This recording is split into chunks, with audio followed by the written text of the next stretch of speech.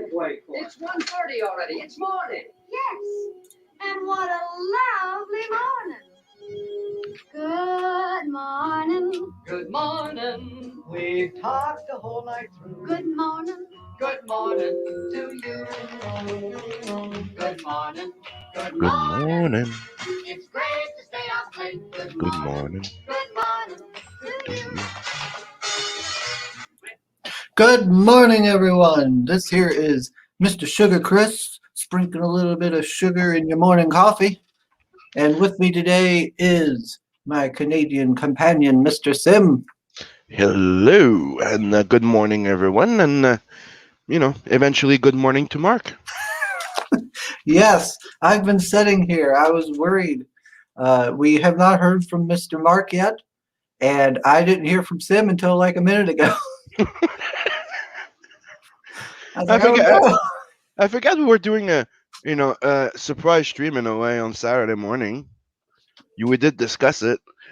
Like I wake up, I'm like, I'm gonna take my shower and my coffee, and Logan's like, "Don't you have a stream?" I'm like, no, I don't. But Chris just shared that you do. I'm like, Mr. Hex. What's up, Hex? Whoa. How you doing, Hex? Oh. Did we get you with your pants down or something? I'm brushing my teeth. So that's normal. I'm brushing my teeth. Oh, I didn't know you were going to cover me so quickly.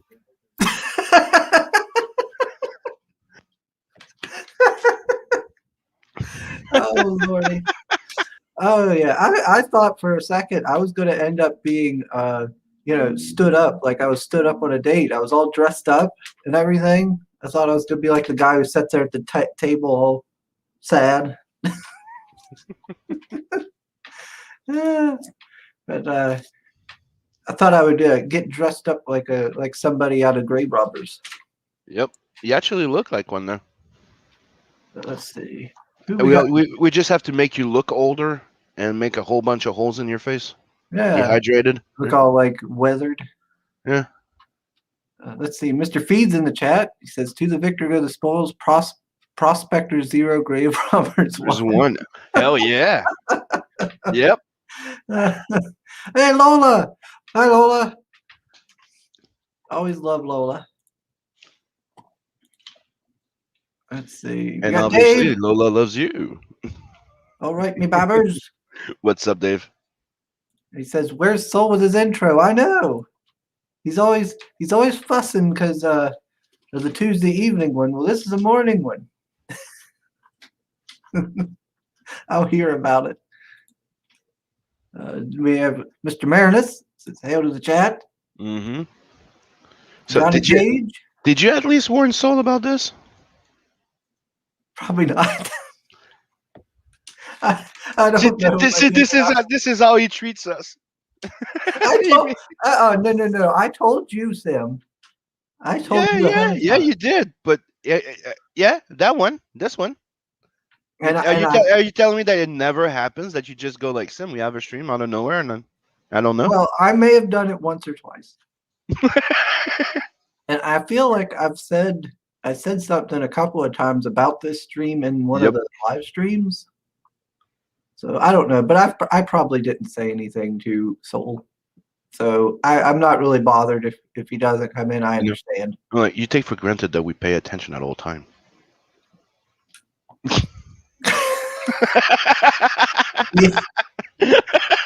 I expect everybody to be on their A game at all time. Just give me a second. I'm just gonna go pick up something. Alrighty. Let's see. Oh, Dave says, "Oh shit, Chris is looking proper dapper." Looking mighty fine, Chris. Well, thank you, Johnny. What does that look? Odd job. Yeah, I'm gonna take the hat off and throw it. Yeah, it looks like you're gonna do some magic tricks there. Maybe. Oh, here we go. Here, I'll show you the other one. The other one hurts my head though, which is why I'm not wearing it. Ooh.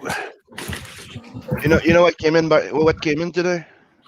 Yesterday I got my my new drawing table, light table. Portable one that I bought. And today was the second omnibus of X-Men by Claremont, Jim Lee, and Walt Patricia.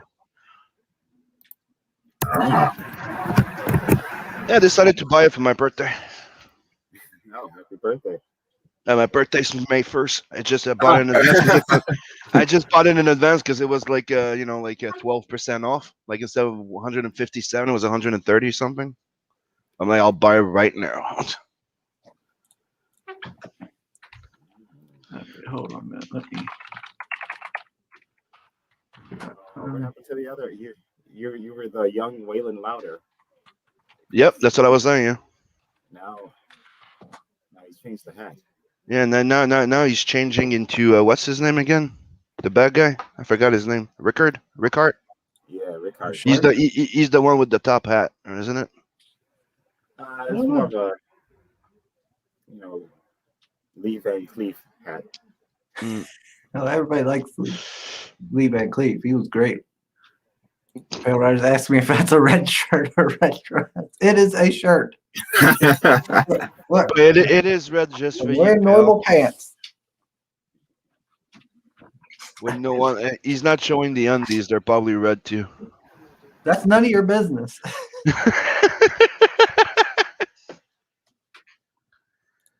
Johnny Cage says personal hygiene is very important. Good example, Hex. Mm-hmm. There you go. But Dave says, fine then, don't acknowledge my intro I did because Soul's. What? You put intro. I didn't see one. Scroll back up. Yeah, Dave. Yeah, you have to know, like, Sugar's great. He's pretty and everything, but sometimes he's a bit flimsy. What? What? What are you talking about? What you talking about, Willis?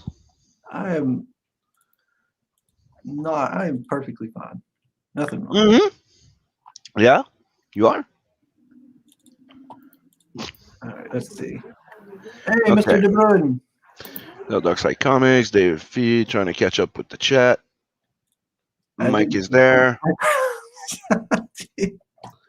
I can send to the crash. How you doing this morning, Hex?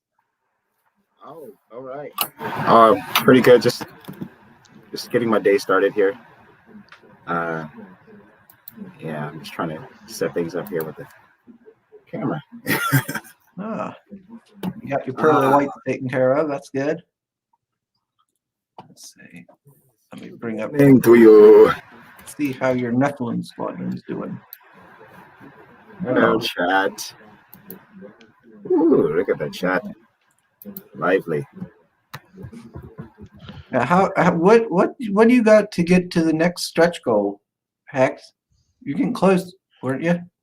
Yeah, Oh, wait a minute! It passed it. Oh, crap! You passed? Oh, crap! I didn't even notice. Wow. I usually get an email or something. Okay, don't be too happy. Don't explode in joy. Celebrate good times. Come on. Dun, dun, dun, The dun. Jason Bascom card is unlocked. So what's the next thing? The next thing is Jay Krager's card at 3,000 and Miriam's card at 3,500. Oh, those are both great ones. We need to get those. Did you finish coloring the mine? No, I haven't finished. I'm doing a lot of I'm skipping around with a lot of different stuff. You fucking tease.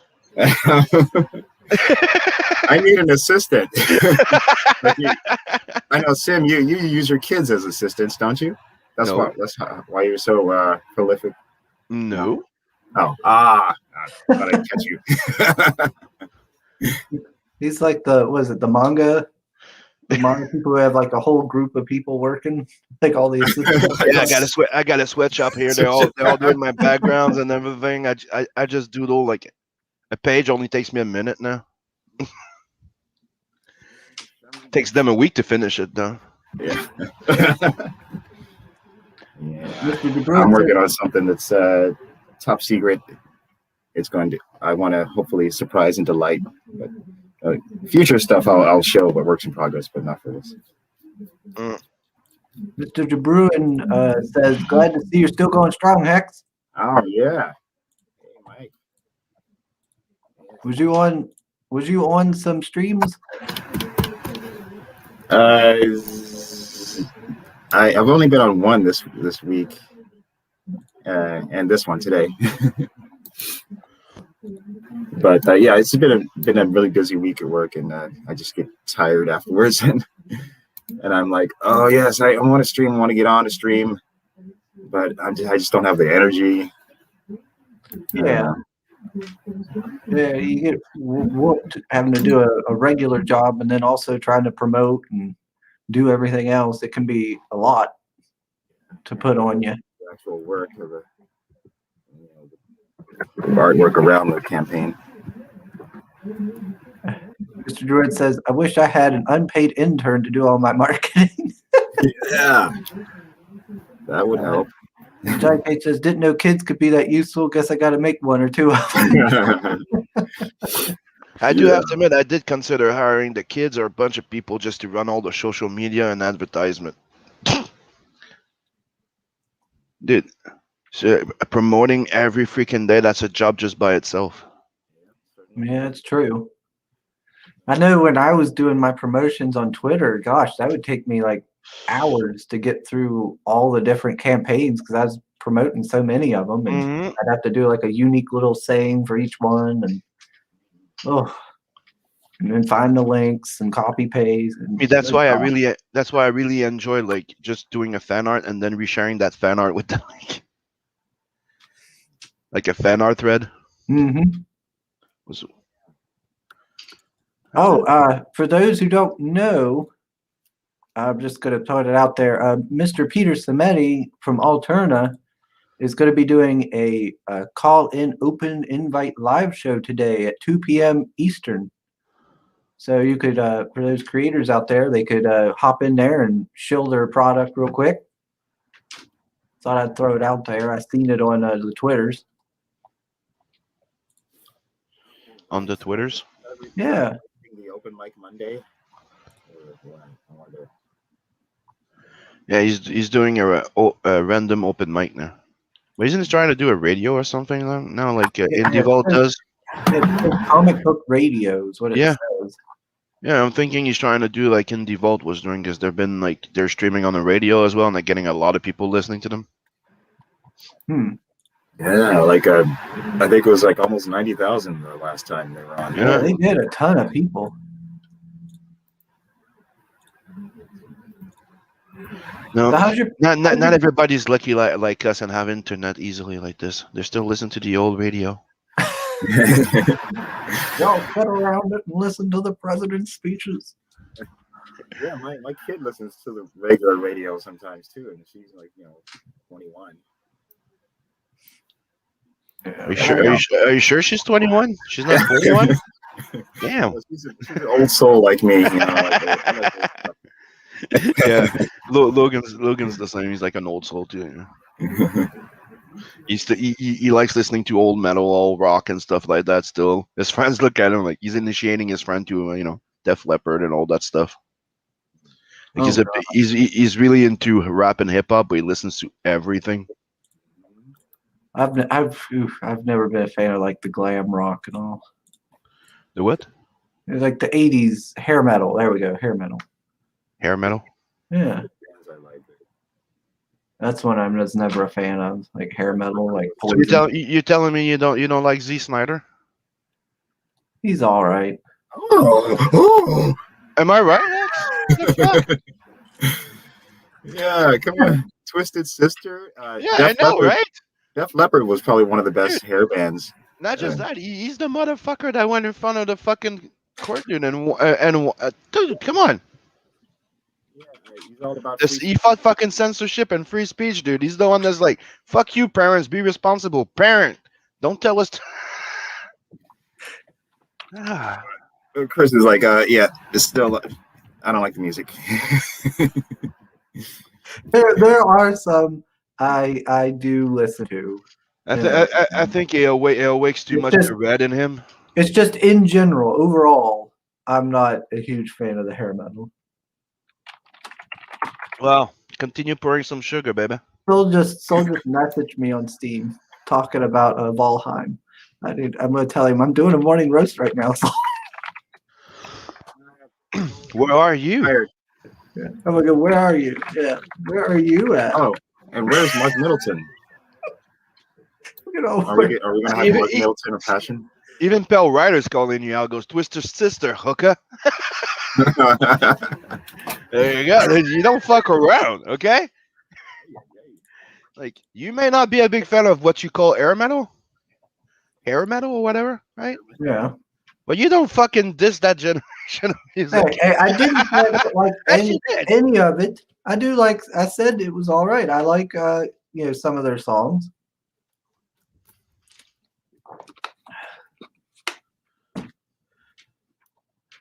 And it's anybody.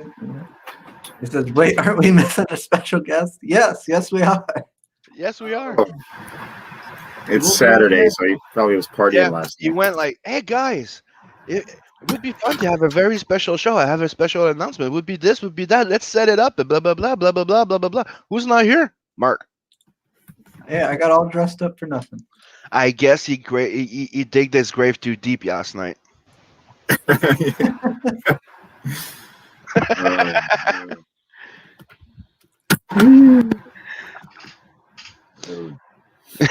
You watch Godzilla versus Kong and totally forgot about this. Is this the Clockwork Orange appreciation stream? No, it is. It was supposed to be a grave robber thing. Yeah, It's turning into a Clockwork Orange. I decided I wanted to celebrate their inclusion in the Space Jam. It is becoming a horror show. Hey, Russ. How are What's you, up? Russ? Oh, love seeing you. Mr. De Bruin says, I'll be your special guest. Oh, you want to come in, Mr. De Bruin? I'll send you the invite. Let me see. Do.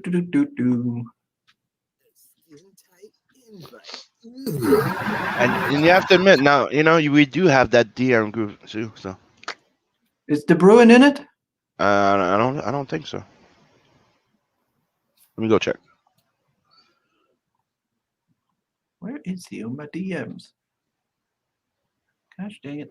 Slide into my DMs. Got so many people in my DMs here.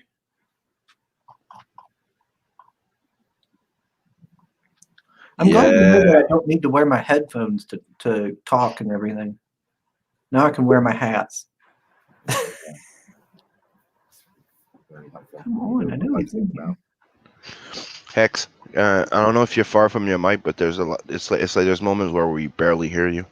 Oh yes, the stupid laptop has it's like humming. Yeah. I'm just letting you know there's certain angles that we don't hear you.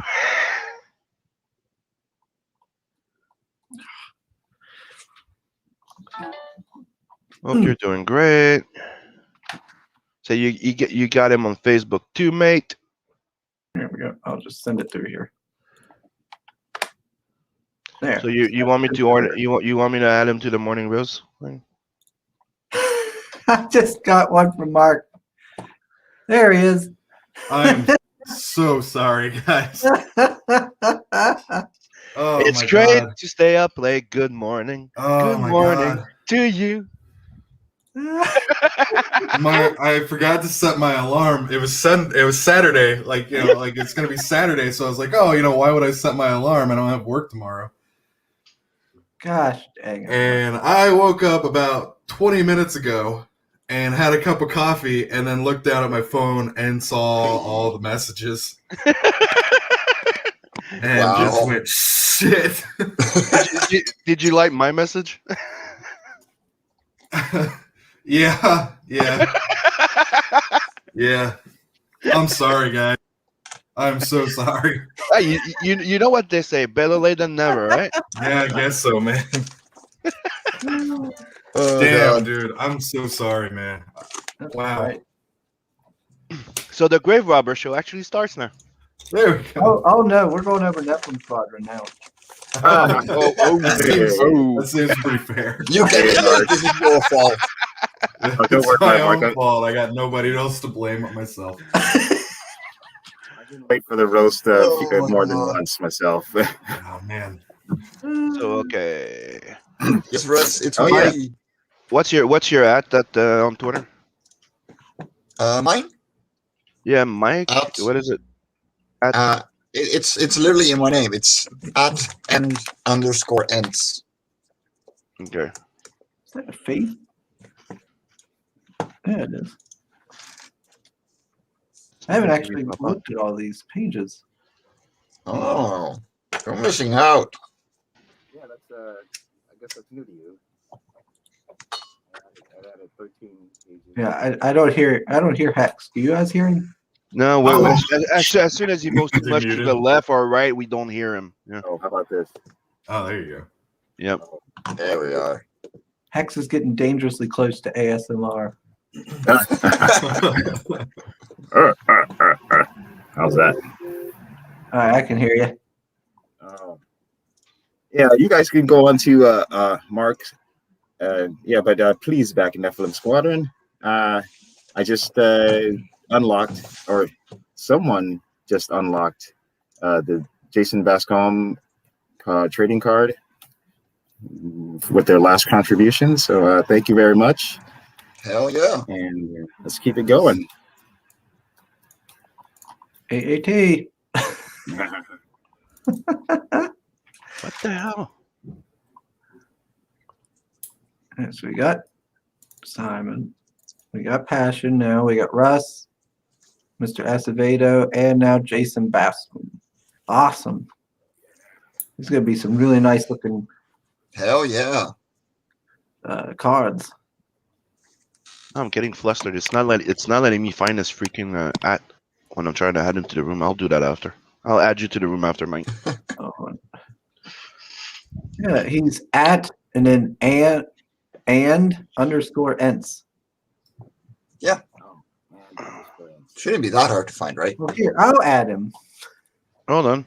It was not popping up when you know That's weird. at and there you go. Now it does. Usually looking up live on Quora works too. There you go. That's usually what I do. Yeah. There you go. You're in there. Woo.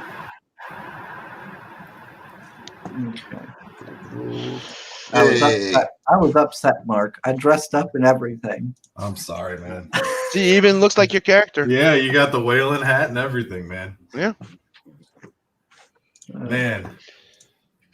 And he's like, Make me he's feel the bad. yeah, Feeling yeah. bad went the worst. Earlier's like, dude, the worst thing is he's the one that reached out to set it up on Saturday morning. Yeah, I did too. But you know, it's okay, dude. He told me about it. I woke up this morning. Logan's like, hey, Dad, you have a stream? He's preparing coffee. I go, no, I don't. So I'm like grabbing my shit. I'm going to take my shower. He goes, yes, you do, Dad. Chris just shared a link. Wait, what? Wait, what? I haven't drank milk from a glass bottle in a long time, like the delivery bottles. That's It's been the a best long way to time. drink milk, dude. Do they still do that? It's rare. Yeah, it's really rare. The last time I could was when you go to a milk farm. Yeah, that makes sense. Shugah needs to drink some moonshine and play a film. That went down to Georgia. Yeah, the Fiddler on the Roof. Alrighty. Share. Let's see. Grave robbers. Boom. Hell yeah.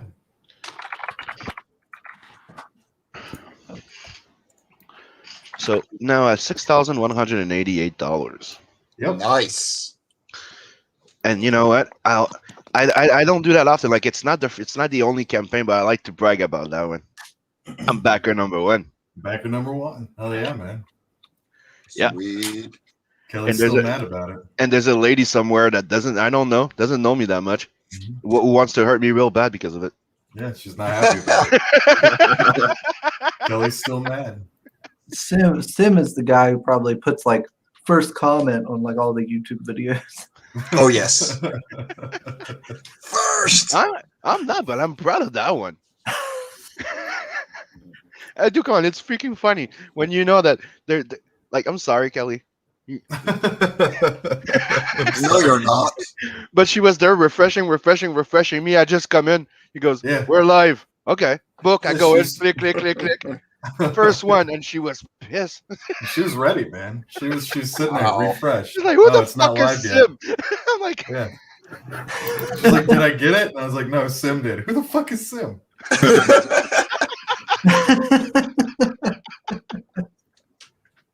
Later, she's like, is that his name? Is his name Sim? I was like, yeah, it's Sim.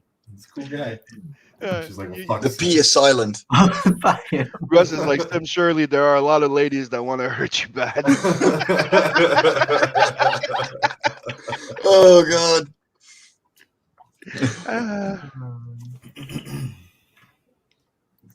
So I'm gonna go ahead and play the trailer. Okay.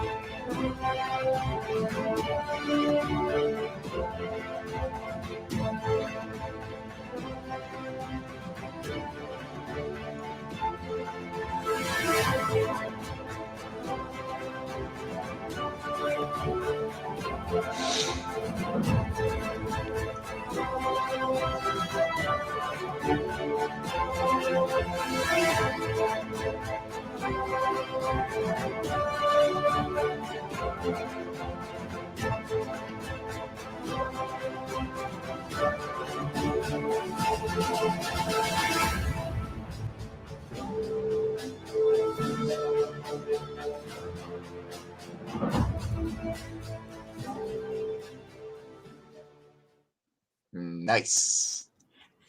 Hell yeah. Yeah, that was Red Gaze made that one for me. Did a hell of a job. Yeah. Amazing videos. Yeah, he does a great job on those, man. Yeah, he always does great work with like how he edits stuff in and everything. And Yeah. the best part is that I don't know if it's the same for you guys, but he usually hits it off pretty on the spot. Like he gets the feel of the book and book. He sends you your first demo. You're like, yep. That's it. Yeah. Like, man.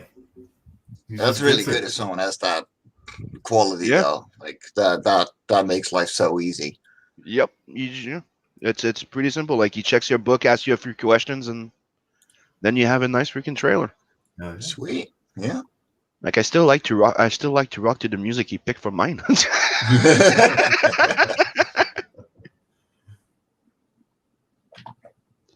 So yeah, I do remember which perk I grabbed. I grabbed the book, the physical copy of the book. Right. Oh my. So why don't you give us the pitch? Sure. Yeah. Grave Robbers is a story about 3 supernatural bounty hunters, each with strange powers themselves, and they basically hunt things that go bump in the night. And with Welcome to Hellhole, it's a story about those guys going and hunting down a bounty in a town called Hellhole, and they end up running into some demonic cultists who are after some pretty similar goals themselves. So. Yeah, it's a cool story. A lot of blood and gore. Not a lot of not a lot of much else. Bullets, blood, booze, like it says at the top. We got plenty of that in this book. It's a fun book. It's violent. If you like Sam Raimi movies, you'll like this book. If you like the Evil Dead, Quick and the Dead, that's another one that he did. And I'm blanking. Drag Me to Hell, that's the other one. Drag Me to Hell is another Sam Raimi movie, and they were all pretty inspirational to me. Sam Raimi also did Darkman, the Spider-Man, and the what's it again? Ah, damn, Evil Dead. Yeah. Army of Darkness, all those movies. Yep. But yeah, the big ones, like the gory ones that have like the gross out factor, like Drag Me to Hell. Yep. If you've ever seen that one, like that is just like nonstop gore. And well, it's not like Evil Dead, and that like there's literally gallons of blood, but it's still pretty fun, and it has a little bit of lightheartedness to it, to give it a little bit of a to soften the edges, because you don't want something that's 100% like dark and gritty and stuff like that. You want to give it a little Was bit that- of a That's not the one with the big chain, the big where he kills people with a lawnmower, is it? Oh, that was Talking Dead about- Alive. Dead Alive? Yeah, okay. Dead Alive. Dead Alive is great. yeah. I love that movie. Sorry, it's the scene that came to my mind. It's just like I remember Yeah, no. when you say gallons of blood. I'm like, oh yeah, that's Steve. It scares me that Soul Ion has that and what he's waiting to do. That's with what that's what I was gonna Well, say. Is like he does. I was waiting for you to be done to highlight that he has that on you. So Yeah, I was gonna put it as little clips that I could play, like how Red does, but it won't let me. Apparently, Well, that's I a guess shame. it's the wrong file or something because it doesn't bring it up. I don't know how to do it. Okay. Dang it. Man, I'm gee whiz. I'm really not happy about that. Secretly, I am. secretly, I am. Send it to me. Send me all the things. No, but it is. It scares me. He's just sitting on that. I don't know what he's gonna do with it. Are you playing it? Are you playing it now? Yes. I guess I deserve it. I guess I deserve it. You like big dick, and I'll be like, I do. Like a fucking idiot. What an idiot. You ever hear your own one voice? thing- You're just like, why do I sound like that? But there's one thing you cannot deny. He loves his book. That's true. I do love my book. I'm going to be careful about what I say now so that people don't record it because I thought he was joking. Wow. Obviously, he wasn't. Clearly not, yeah.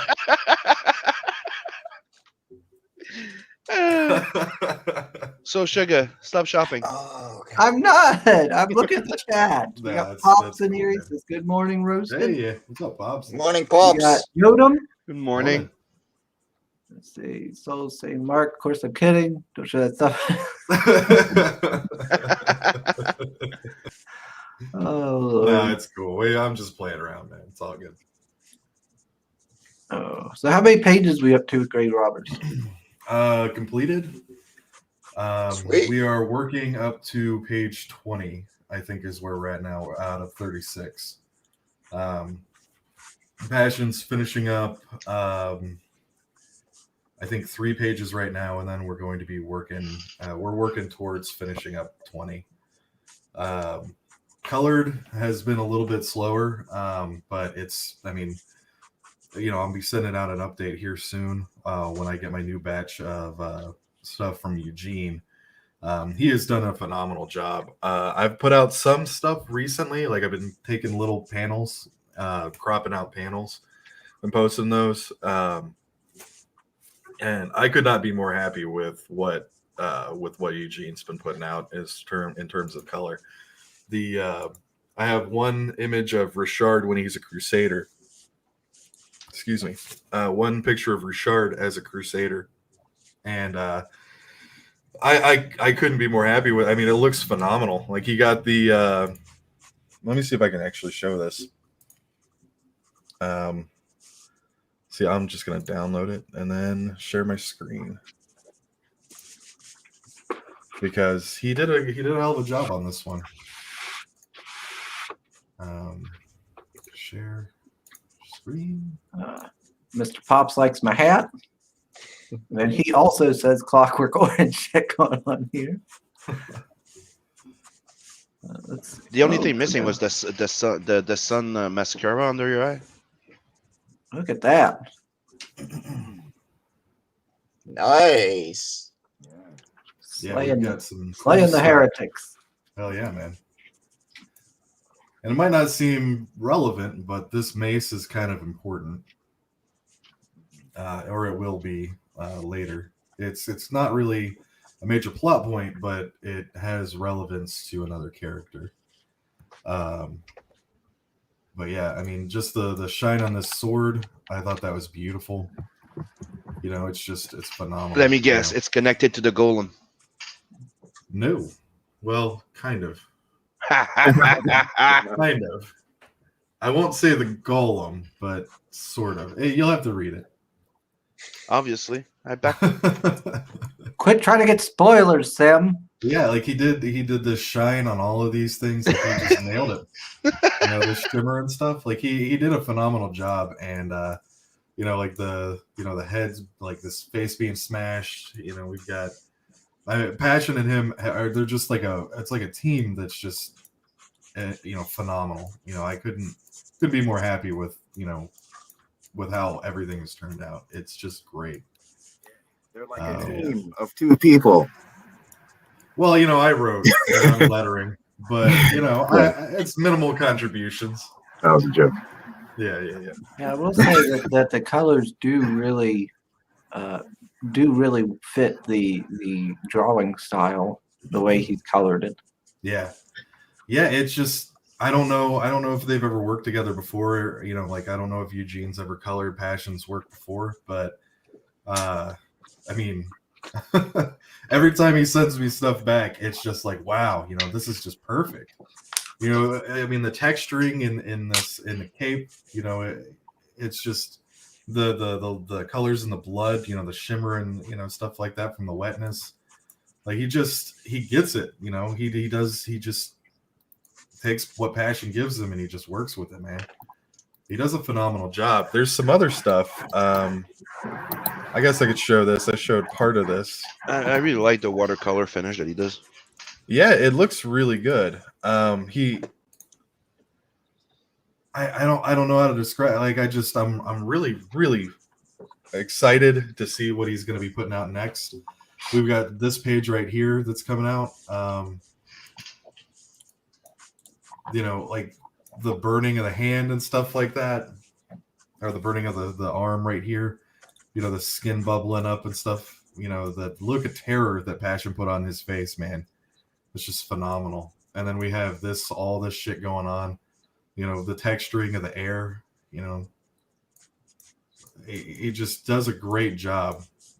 And I couldn't be more happy with how well they've done with the script that I gave them and the colors that are the colors that Eugene gave Passion's work, man. It's just the three of us we're putting out a really, really fantastic book. And yeah, people are gonna love this, man. People are gonna love this. It's gonna be awesome. Okay, good. Okay, can you stop sharing this? Oh, So I realized that I shared this on the wrong monitor, and I don't want to. I have like 50 tabs open. oh, okay. Oh, okay. Those tabs. Got it. Yeah, Yeah. yeah, you know how it is. Yeah.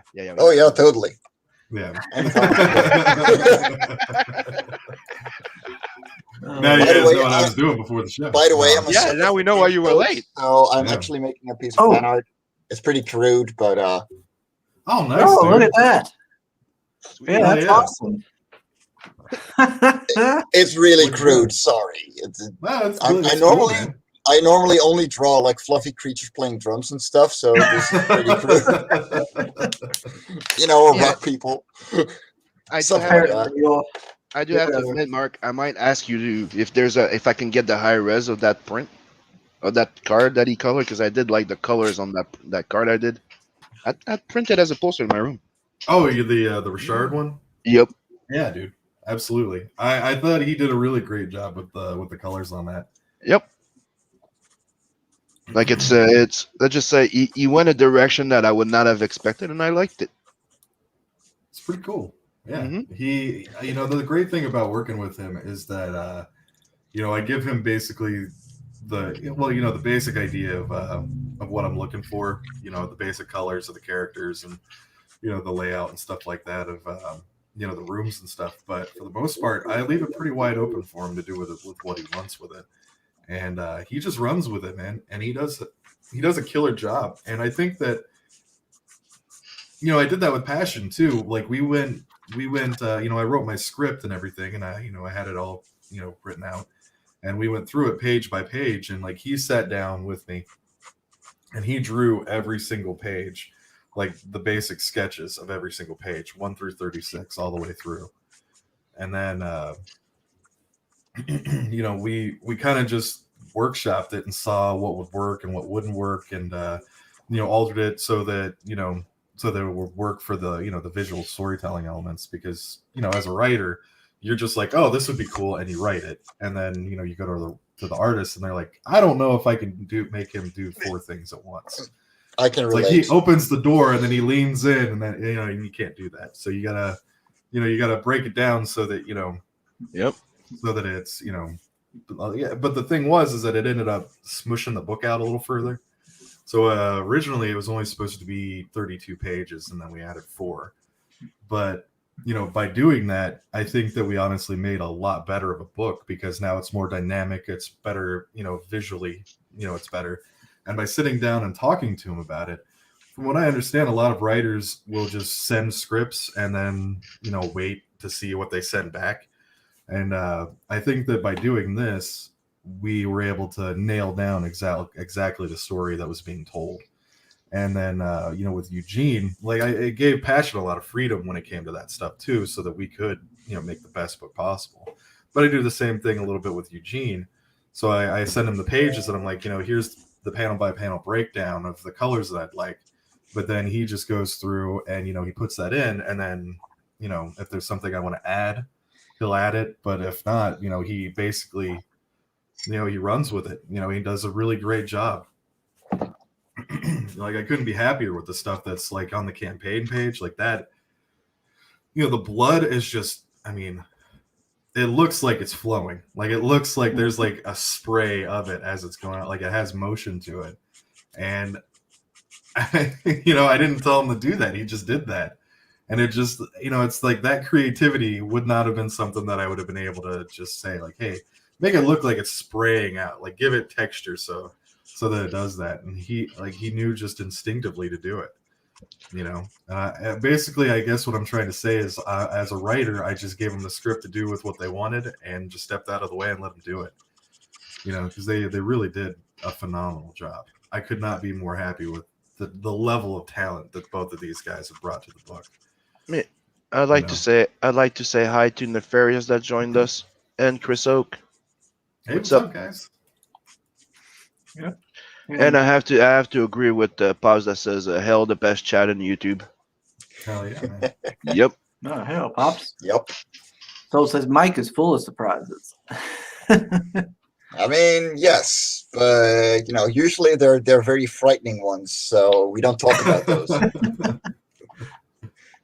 Yes, very frightening, because I found out he's doing a red dress commission. Oh God. Yes, I didn't think this up. It wasn't just out of nowhere. So okay, you're not just doing it to troll. You're getting paid to do it. Wow. Yes. No. This is it's like the red dress is actually picking up. No, Sam, it's not. I actually got commissioned on the Live on Cora Indiegogo for this commission. Like, this is not just me going, oh, I'm just going to do this for fun. No, this is by request. So we're actually going to take it a little seriously, and we're going to work it out. We're emailing back and forth still.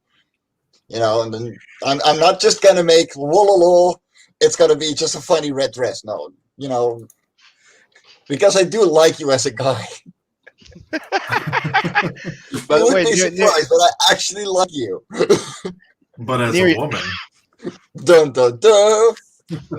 Mark, don't give him ideas. I'm sorry. So Nerian just joined us. Party, Good you're day, gonna be the first one out. She's saying, "Good day, my dear friends." Oh my, is that Chris in a red shirt? Katie. Chris, that's cheating. Yeah, that's right. I do it my What you way. gonna do about it? He's owning it. Hey, Pale Rider. He says, "Hey, Katie, just watch your coloring vid. Nice." Let's see. Wait, what? I heard red dress. And so Zem's like, "Ha! Now I know how to wake up Pale Rider." There you go. Chris Oaks asked him about what's right. crack-a-lackin'. Oh my! Well, you missed out on some. I don't know if you've seen him, Mr. Oak, but Mark showed off some pieces. That I did. What? I like how Waylon seems to still have his mustache in his skull form here.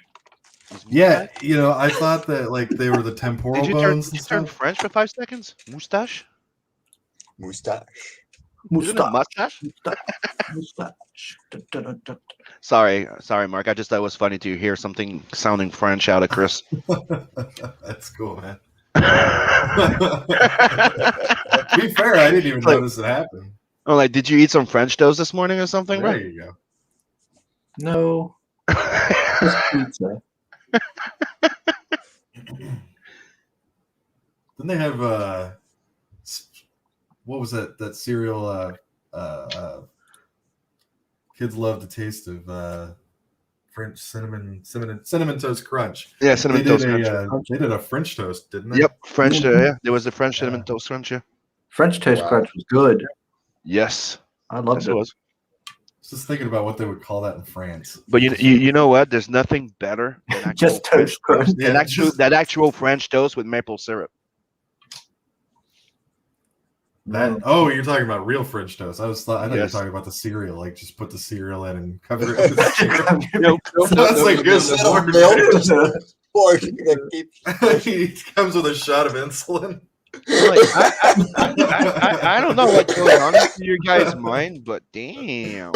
Oh man, we're Americans. That's how we eat.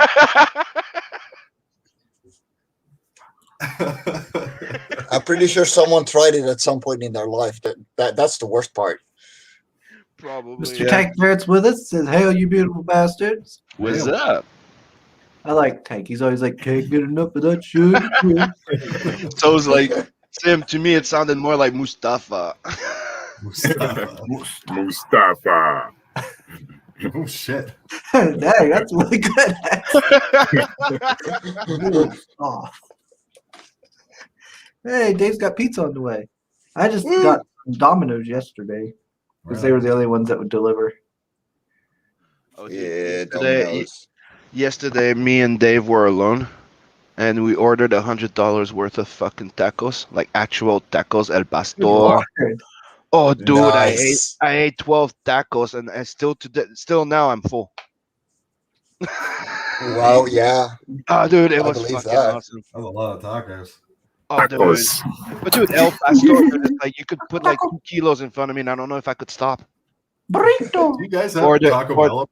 Or the cochinitas. Oh, dude. Yeah, but dude, Taco Bell is Texas. It's Texan. I'm talking about real real Mexican tacos, like the steak ones. The El Pastor. The cochinita is like the pulled Street beef, tacos. the pulled beef one. Oh, dude, it was freaking awesome. Nom, nom, nom, nom. I still think about it, and I'm like, I want to spend another $100 now. Miriam, she's got her shop. She got herself a package of golden glitter and cabbage. That's a weird combo. That's the worst kind of combo. What the hell? Dave's Like in the walking chocolate through the syrup. grocery store, just like, all right, I got a cabbage, and oh look, Oh, I need some gold glitter. glitter. Okay. Oh, she said she got a package though. Just They- got it from. Oh no. She's saying a package of golden glitter. I thought she was saying she got it delivered, maybe. Bristolian Dave is calling me out there. Goes, Sam, I refute that claim. We were not alone. We did not eat tacos. Okay, I meant my bro Dave, the Mexican that I live with. Well, The funny part was Katie was talking about cabbage yesterday, and I got on Facebook, and like one of the first things I seen was some post about how if you wrap your foot in cabbage, it helps like with like all these like foot problems. What? Yeah, I don't know. It's like a picture of somebody's foot wrapped all up in cabbage leaves. What's and, wrong with vegans, man? Yeah, like this It- helps with this. It and this absorbs is- the toxins. Removes I'm toxins. Sure, it does. Yeah. All right. So maybe Katie's going to wrap her feet in cabbage. I speak What's with the authority. glitter for? That's the question. Like, What isn't the glitter and for? I don't know. The Ferris is like that. That's hot sauce sounds. Yep. Sounds like fake advice. I gotta agree. That's a weird thing to do. Like I couldn't imagine. Like if somebody walked up to me and said, "Hey, you can pull some toxins out of your feet with cabbage." I'd look at him like, "Who the hell are you and why are you talking to me?" David's calling you out, Chris. He goes, "Dude, why are you watching feet videos and now including food in your fetish?" No, that wasn't a video. It was See? just a picture. Dave, this is why we tell him stop shopping. He's not always shopping, but sometimes, he looks at feet and cabbage. I don't know. Just like Google searches as feet cabbage, feet cabbage, feet cabbage. You know, it was supposed to be Cabbage Patch Kid. I don't know where the feet came from. Gold glitter covered Cabbage Patch Kids feet. No. I just put that together. Yeah, Glitter's not cabbage. Just combining it all together. Mush it all together. I don't know what it should be, but sounds like a title to me. It sounds like a really bad punk band from the 80s. Yeah. Yes. Cabbage. But I would probably listen to it. Cabbage foot is a serious condition. It's awful place. Brussels sprouts. Brussels sprouts.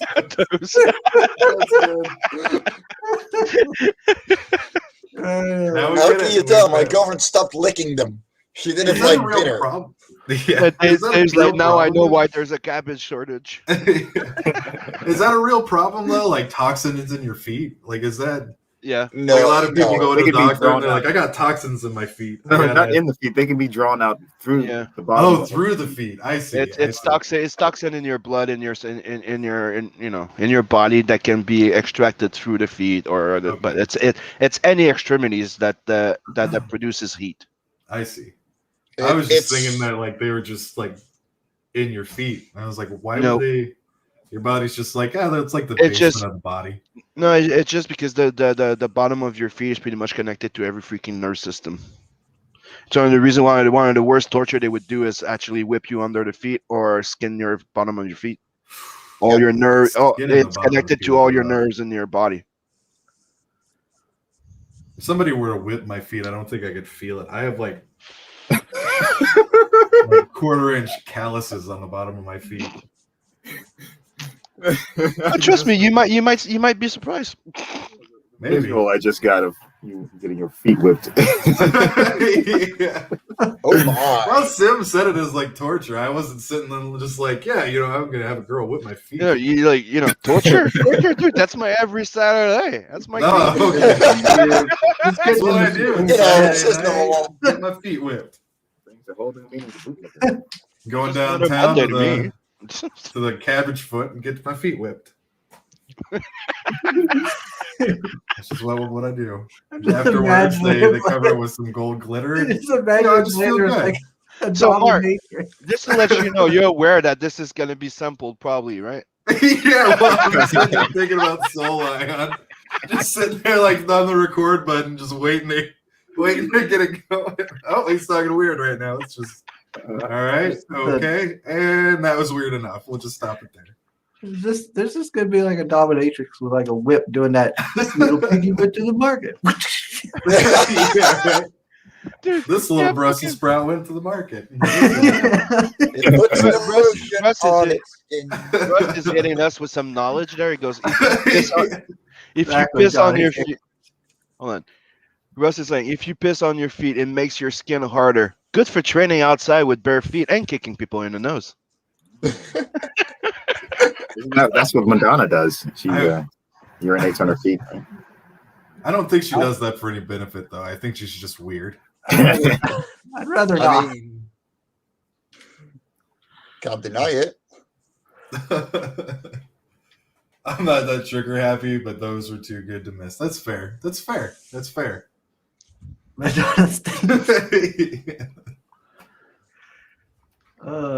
Elon Musk likes feet. Ooh.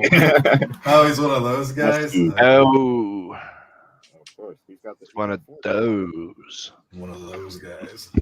Dave asked, "What do you do with the cabbage after it's been on your feet?" You make sauerkraut. It makes sense. Extra sour. Oh God, no! Ew. Oh, dude, if Scotsman would hear that, he would go nuts. He loves sauerkraut. Yeah. Does he like sauerkraut? Yeah, to Oh, him, man. sauerkraut is like the best thing anybody can eat to stay healthy. It's Man, it gives me heartburn. That's what it does. That's all it does. Yeah. Even in just minimal amounts, like just a little tiny bit of sauerkraut I'll get. There's this place south of Cincinnati called the Hofbrau House, and they serve sauerkraut balls. It's like sauerkraut that's been deep fried. Excuse me, deep fried. If I have one of those things, they're about the size of a quarter. But even just like just a little bit of that will give me heartburn for the rest of the day. Wow. Not on purpose, though. Scotsman also likes avocado smashed on bread. Avocado just does not look good to me. My wife eats the avocado toast, and I just shake my head every time I see her doing it. It's like, A little bit of progress. Oh, right on. Hold on. There we go. Oh, look at that. Hell yeah, dude. I'm liking the teeth. Thank you. Oh yeah. He looks like some like crazy cartoon characters getting ready to do one of those old school dances with a cane. I mean, he kind of gives me Van Helsing vibes, like from Helsing Ultimate. You know, but when having his teeth smashed in. What's this, Sam? Oh, Scotsman just sent me a finished page. Ooh. Man, look at the colors on that first panel. That's nice. I like that shading. That is man. nice. That looks really There good. you go. Let's zoom in a bit more. Then you have that little crew coming in. Oh yeah, man. You freaking nailed it, dude. I love the colors he's doing. And little wing to heavy metal. And don't forget the Schwartz yogurt. I don't know if you guys see it. Is that the A little bit there. Oh, there we go. Is that the yogurt that helps Jamie Lee Curtis poop? No, it's yogurt and Schwartz. balls. Yes, the Schwartz is strong with that one. Okay. Yeah. And heavy metal here. You know my space balls. Disgusting. What's that crazy language you got going up there? Afficher totes less photos. The what? Afficher totes. Afficher toutes les photos. Oh, that shit there. Afficher toutes les photos. That means I'm just messing around, dude. It's all images. Yeah. It's some gibberish. What do you want me to say? I speak more than one language. I'm sorry. No, you're not. And here's a no, I'm not. And here's a He's like, you're damn right I'm not. I'm sorry. I learned more than 2 languages. I'm sorry. How the fuck dare I? Learning more than just English. I know, right? And here's a sample of page number 7 of Not the Merc. Not Telson and Adverse, Not the Merc. And here's a little wink to Heavy Metal Fact 2. He's listening to Missing Time, MDFMK. And yeah. Right on. That's what I was showing. Looks good, man. Oh, Mr. Feed, thank you. He says for your morning roast needs, and he puts the link to the merch shop. Sweet. You can get your morning roast coffee mugs. Ooh, I should get some of Yes. those. I have one on his way. Dude, I can't wait to have mine. Yeah, I'm going to get a matching set, a little one of each, I did think about it. and then I I ordered- can have them set nice and neat somewhere. I just want to get two and go like, yeah, I'm drinking from these guys. You know, just put better posts. Is it a sim day or is it a Chris day? Drink from there. But you know, I actually put my signature on it, and I actually hand signed it. Like I took the template and I went in and I signed it with, So the signature there is, technically hand signed on the cup. Sweet. Hats off to He Amy doesn't for. like big dick, and I'll be like, I do. God damn it. That last part where I'm just like, I do. You sound like such a dumbass. Oh, I love it. What the hell is can wrong figure- with me, man? I need to convert that file so I can just put it into a clip. And I can just play it randomly. So- on I didn't even remember what the hell we were talking about. With So that. Soul's giving me shit. He's like, Sim, I understood the Scotsman reference, but now you're just making it about yourself again. Like, dude, I'm not allowed to talk about anything I do. What the fuck? Of course not. We've guests who do that. Robert and Cora. But, tell some others too if you're there. Those- Those are fucking dope. They are dope. They're pretty sick, man. I like Soul those. ordered 2.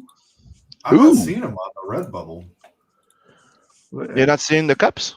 No, I'm seeing a whole lot of T-shirts, stickers, clocks. Okay, because there's 3 sections. The cups are by themselves, and there's a section where I just made the merch with the logo.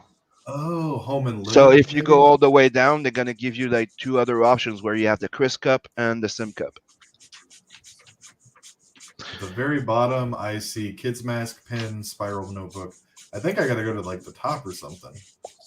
Okay, just give me a sec. I'll send you the link. We're getting valuable feedback here, Sim. Yeah. The shop is too complicated. Well, to be fair, No, I need to create 5 more, 3 more items so I can actually have a storefront. So we'll get there. to be fair, I'm essentially a boomer when it comes to using anything on the internet. Mr. We should have this. We should have that. Hey, I should do this, but he doesn't, and I have to do everything. But then complaints. Yeah. Yeah. Have a problem with it? Like, come on, Sam. Gosh, what do I not pay you for?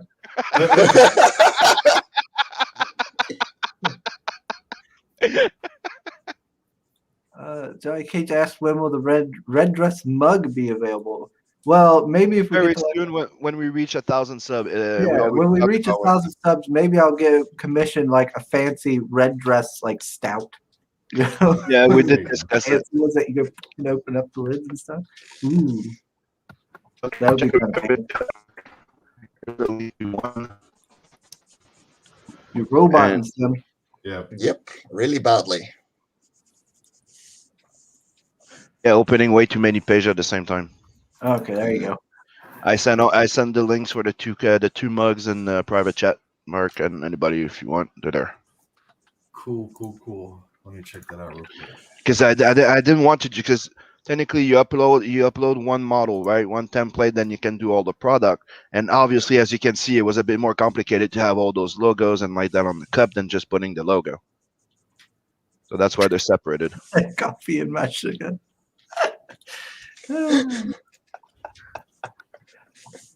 Well, I mean, you know what Mark likes. He doesn't like big dick, and I'll be like, I do.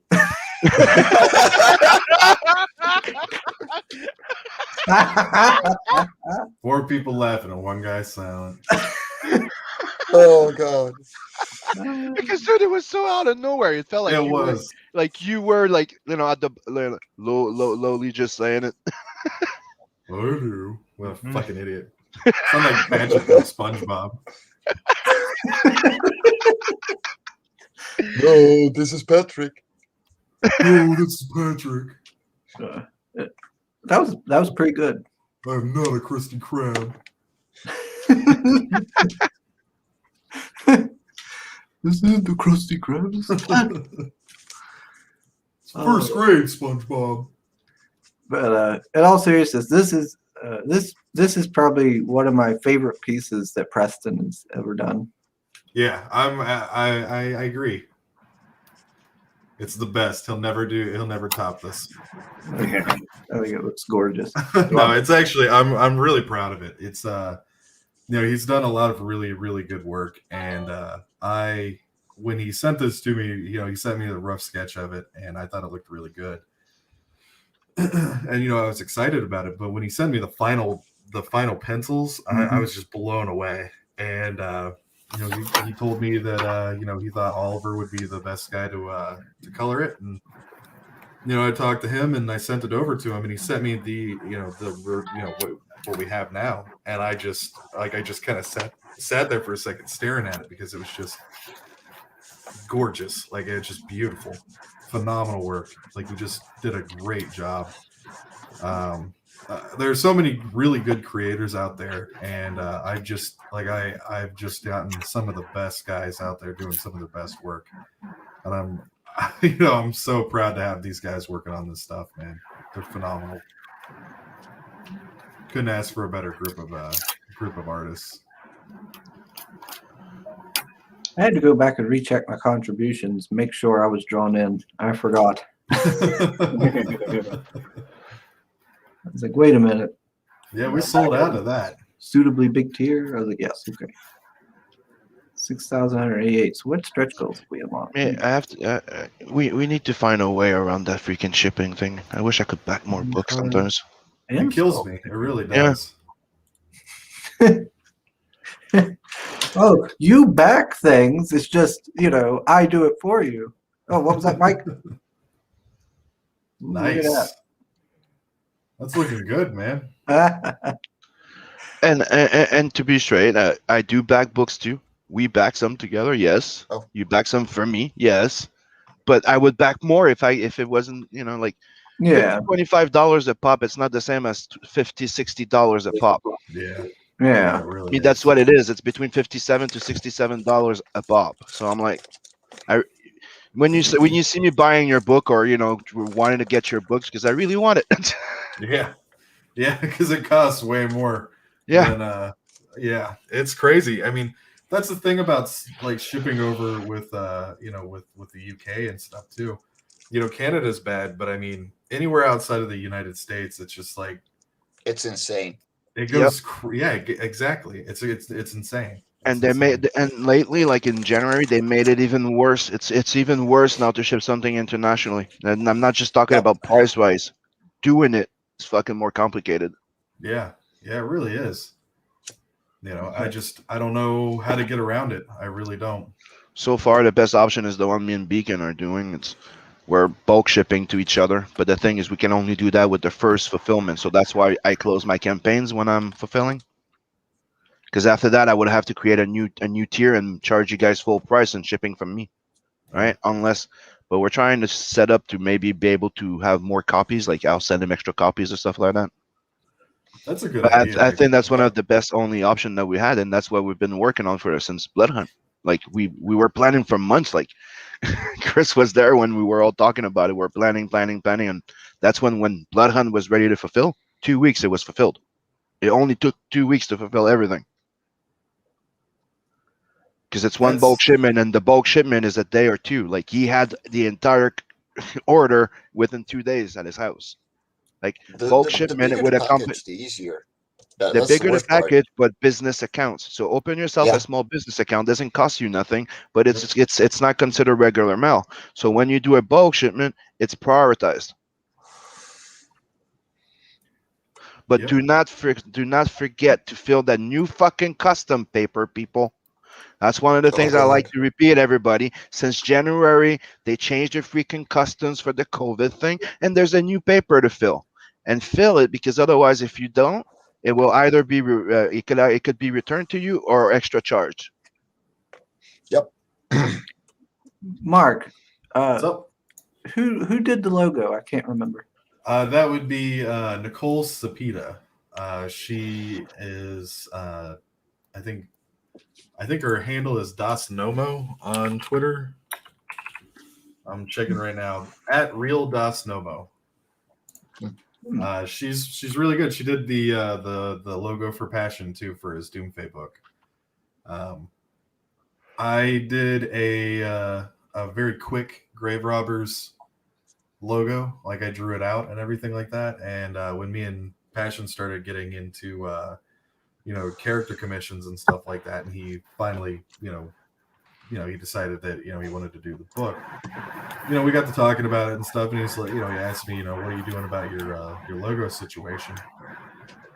So I was like, oh, I drew this little thing up, and I don't know, I kind of like it. He's like, well, let me see it. So I scanned it and I sent it to him, and he opened it. Like I heard the click of his mouse, like it was literally just like this. And like a second or two went by, and then it popped up on the screen, and I was like, what do you think? And he didn't say anything for like a good solid 3 or 4 seconds. And he goes, I have somebody that I think that you might be able to. Nice. That's always encouraging. I just kind of sat there like, I thought I didn't think it was that bad.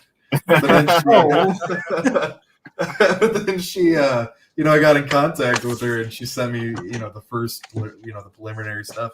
And I just kind of sat there like looking at it, and then I looked down at mine. I'm like, okay, yeah, that really did suck. It sucks. I was like, this is way better. But yeah, she sent me the one with the skull, and I was just like, that's it. That's the one. Like that's got to be it.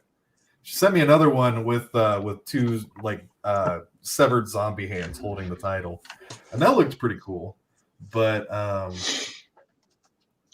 the skull was just what made it, in my opinion. I think the skull just made it. Yeah. This fit. I think it fits better. Yeah.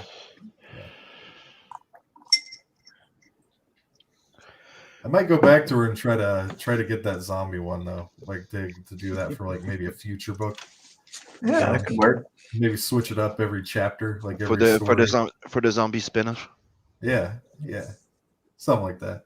Like we've got Welcome to Hellhole, and once Welcome to Hellhole is complete, once the whole story, I have another story that called El Paso Sucks that I was gonna do, and maybe I'll go back and I'll do like a whole new logo. Like I'll keep the core logo, like the Grave Robbers with the bullet holes and the blood, but maybe I'll switch it up. Like the skull will be for Welcome to Hellhole, and then maybe I'll just do that for different stories. I was gonna say, what did El Paso do to you? Nothing yet. But I have it on good authority. I don't know. I've never been to El Paso. To be fair, if anybody's in El Paso and they get offended by that title, oh well. It's just the title. Just a story. Get over it. Still buy the book though. Don't. Hey, Mr. Cox, he says, build the wall. There you go.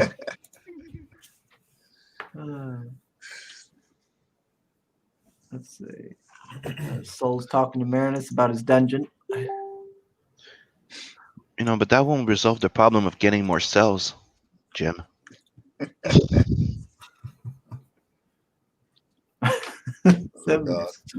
Jim's like, what about sales?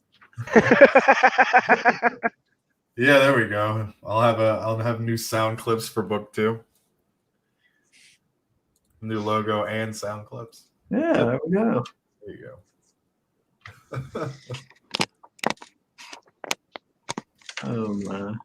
You want to go over the characters, Mark? Sure. Yeah, we can do that. I'll be a little bit more careful with how I introduce this one. Now that I know people are recording. You want me to introduce him? No, that's all right, man. I'm just messing around.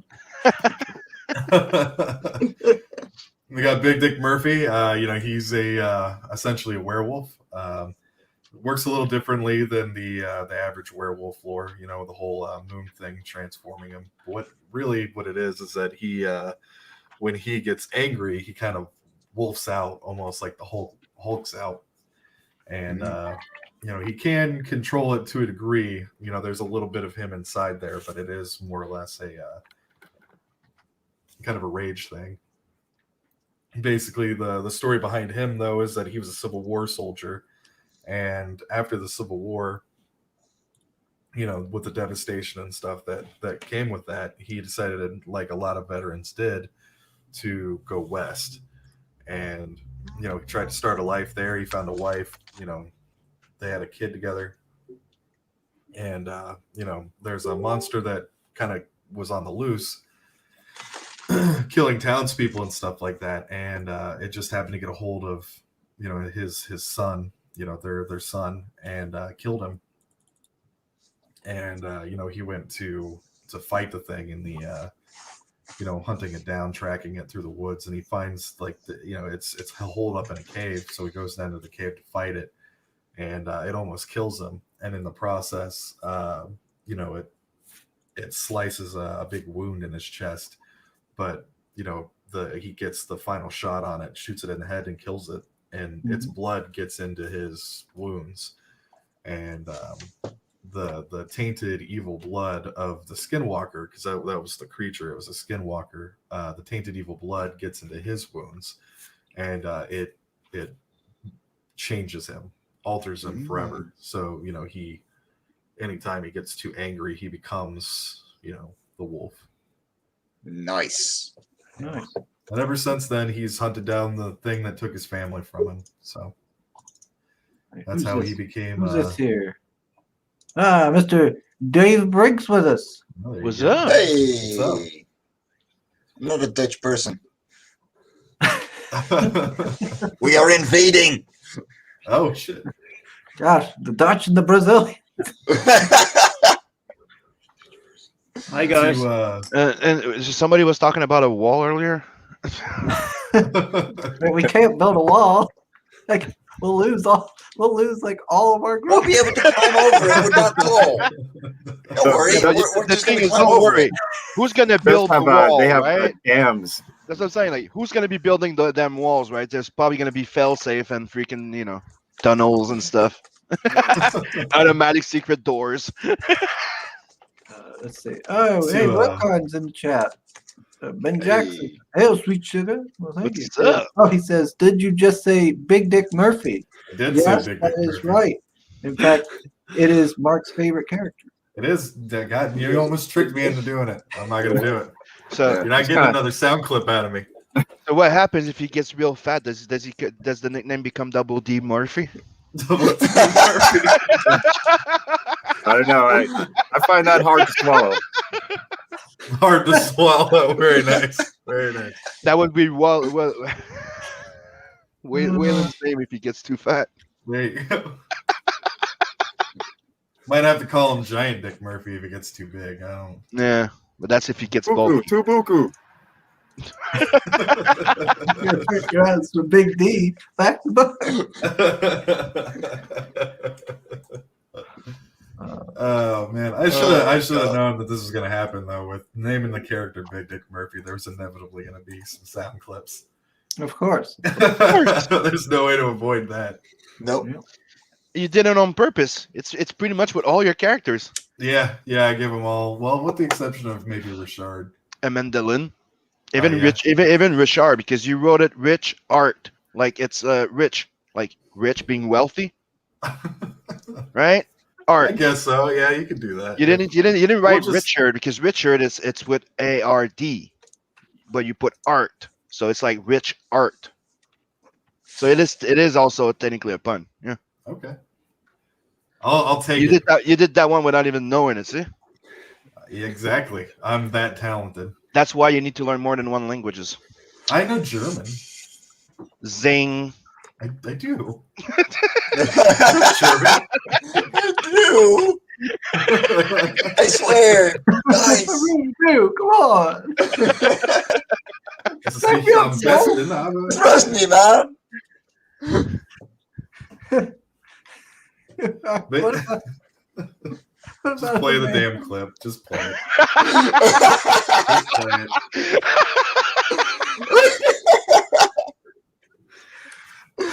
Oh my god. But yeah. Who doesn't like big dick? And I'll be like, I do. Dumbass. Big Dick is my favorite. That's right. All right, now moving on to Amanda Lynn. Past Mark is a moron. Forget about Amanda Lynn. Let's hear about Amanda Woman. Current Mark's not much smarter though. But yeah, Amanda Lynn. Amanda Lynn. But that's future. Amanda That's Lynn. future Mark's problem, right? There you go. Yeah, future Mark's problem is current Mark, and all those problems are created by past Mark, and it's just one big vicious cycle.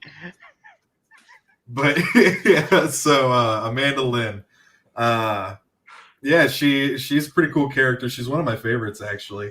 You know, I really like creating characters and, you know, like weird characters with, you know, major flaws and stuff. Mm-hmm. But with Amanda Lynn, you know, she's kind of like a almost like a beast from the X-Men, like early 90s style beast, where she's or maybe a little more like a Nightcrawler, I guess, you know, in terms of attitude and you know, personality. She's a lot more not laid back. She's not necessarily intellectual, but she's softer, while at the same time, you know, having this exterior that's horrifying. You know, she looks, you know, her teeth are razor sharp. She has red eyes, you know, pale white skin. Her hands are claws, her feet are claws, and she just looks like she's this monster. And when she was born, so much so that when she was born, the nurses screamed, and her mother abandoned her. She ended up being raised by a priest, not a priest, a pastor, and you know, his wife. And when the townspeople inevitably ran her out of town, you know, she basically just spent the next several years of her life wandering. She went and she hooked up with a Sioux Indian tribe for a little while, and that's where she gets her Native American, you know, aesthetic. Mm-hmm. But Ben is asking the perfect question. Does she play the mandolin? No, she hears music constantly. It's a never stopping stream of music that she hears. And Nobody else can hear it. You also added. Okay, I'll stop. What did she say? Oh, okay. I see. No, Ben. The entire line was, "Does she play mandolin?" Okay, I'll stop. Mr. Soul has a question. Mark, he says, Emma's boyfriend Vosto Vlad could make synthwave using the sound clips. Want me to ask? You. Vosto Vlad? I don't know what he's saying. Vosto Vlad, that's the DJ, the, you know, artist name or something like that of Emma's husband or boyfriend, right? Boyfriend. She does, and he does music. He does synthwave music. So that's what he's saying. Imagine having that clip of you with a little synthwave music. Oh God, no! I do. Who likes big dick? I do. You're playing at gay clubs all over the world. Big dick.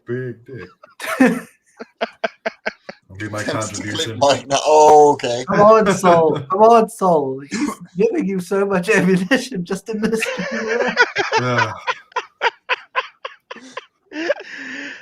This is one of the things that you're like, please. People are gonna forget about the. You're like, Mark's probably like, you do not want to try to pick that one up. Keeps on giving. It just keeps on giving, man. Yeah. Unfortunately, it seems like the book is going to be eclipsed by the music that's going to be released, but just for me talking about it. No, dude, you know, you should use that to promote it. You know, you go with it. But with the flow, dude, you're like, you know, here's a second video for promotional, and then there, you know, you just throw it on and people will laugh. People are like, oh, this is based on a book. I thought it was just a song about big dicks. I don't know. Here's a song about how much I love my book. I do. Really like big dick. I do. Dumbass. The rest of the day, I'm just gonna be sitting in my bathroom, looking in the mirror, just like, what's wrong with you? Don't forget to. What's wrong with you? And don't forget to clip in that song, "Dumbass." Dumbass. Dumbass. Dumbass. So tuning into the morning roast is always worth it. Some days more than. I don't know if that's a compliment. The answer is yes. we'll just run with it, man. What the hell? Just go with it. Don't worry. I'm just gonna let it. Yeah, just let it ride. Oh. But yeah, Amanda. Yeah, she has music that she hears constantly. That'll come into play in another story with some of her background and how she became the way that she is. That'll be, I think, probably the third or fourth storyline. Maybe the fourth. I don't remember. They kind of bleed together after a while. But yeah, she's pretty cool. I like her a lot. And, she is, as much as I said she's kind of a softer character, she is as brutal as she is soft. She will not hesitate to slice through a guy. Her claws are razor sharp, and she'll just cut right through people. So, yeah, she's pretty cool. Nice. All right. And then we have my favorite, Waylon Louder. There you go, man. Got the hat on now. There we go. Yeah. He's he's proud and he's loud. Yeah, Waylon is.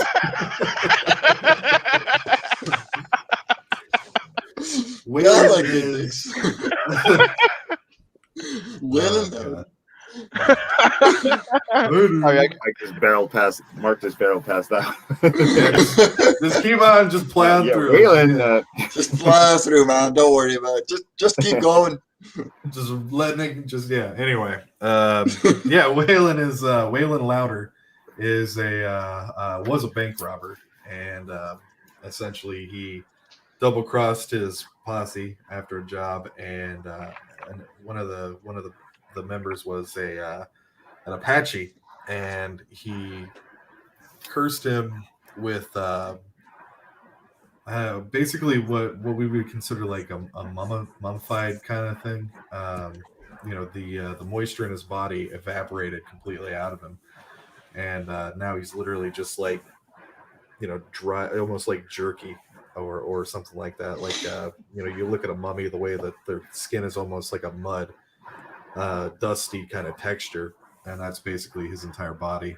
In the image there, you see his skin is actually flaking off into like a dust kind of thing, and that's kind of how he exists. His whole body is like that, and he's constantly thirsty. You'll see him in the book. He drinks constantly, like he's always got a bottle of booze, and just down in the entire bottle, whiskey. So he's Like drinking most alcohol, men. so he's not hydrating. He's dehydrating himself worse. So do you make him like Yeah, splash water? That's what I'm saying. Do you make him splash water in his face, or having some moisturizer cream or something? At this point, it's basically just that it's the whiskey is wet. He knows that it's not gonna it's not like a doctor's gonna be looking at him and being like, hey, you should probably cut back on the whiskey. You're getting a little dehydrated. You should maybe drink some Gatorade or maybe some mineral waters. It's more like, oh my God, you're legally dead. You don't have any moisture in your body at all. You're literally beef jerky. So, so it's not like it's not like a medical situation where he's. So he's technically a living mummy. Yeah, exactly. He's a living mummy. I wonder if he has to deal with like vultures and some buzzards coming after him. Just fucking with him. I am going to pack that idea away for another story. That's not a bad idea. In the pocket it goes. Indeed. Look at me, always helping. Well, it's actually funny. There have been some really good ideas. I was on with Ryan Wynn a few weeks back, and he and I were joking about how Waylon can't really die. He always reforms, like whatever happens to him, he reforms. After he's been shot, he's been stabbed, blown up, burned, everything, but his body reforms. That's his curse, is that he can't ever die, but he'll live on in pain forever. Just the like his bones literally grind in his sockets because there's nothing there to keep it moisturized or lubricated. So he literally is just grinding bone against bone. And Ryan joked that I should do an ash can called "The Many Deaths of Waylon Louder." That's like just a quick comedy book where like there's one point I was talking about in the backstory where Big Dick Murphy actually blows him up using TNT. And I just thinking about that in like a comedy aspect is hilarious. He's like, "Are you ready?" And he just gives him a thumbs up, and then it blows up. It's like a cartoon, and I thought that could be fun to do. There's no solution that can't be solved by using Waylon. Yeah, exactly. Cut. Next scene. Throws him down the canyon. Cut. Puts him in a barrel. Puts him down a freaking fall. The Niagara Falls or something. Cut. Scene 5. Horse. Every type of fucking scene you can imagine. Scene 6. He's in front of a train or something like that. Shark. What? Yeah, what's that title of that one movie, 1,000 Ways to Die in the Old West or something? Oh yeah. It'd be kind of like that, I guess. I guess it would be. That's a good idea. What's Soul say to me? He says, Sugar Chris, he's dehydrated. You're cosplaying someone who doesn't sleep much. Wait, you are someone.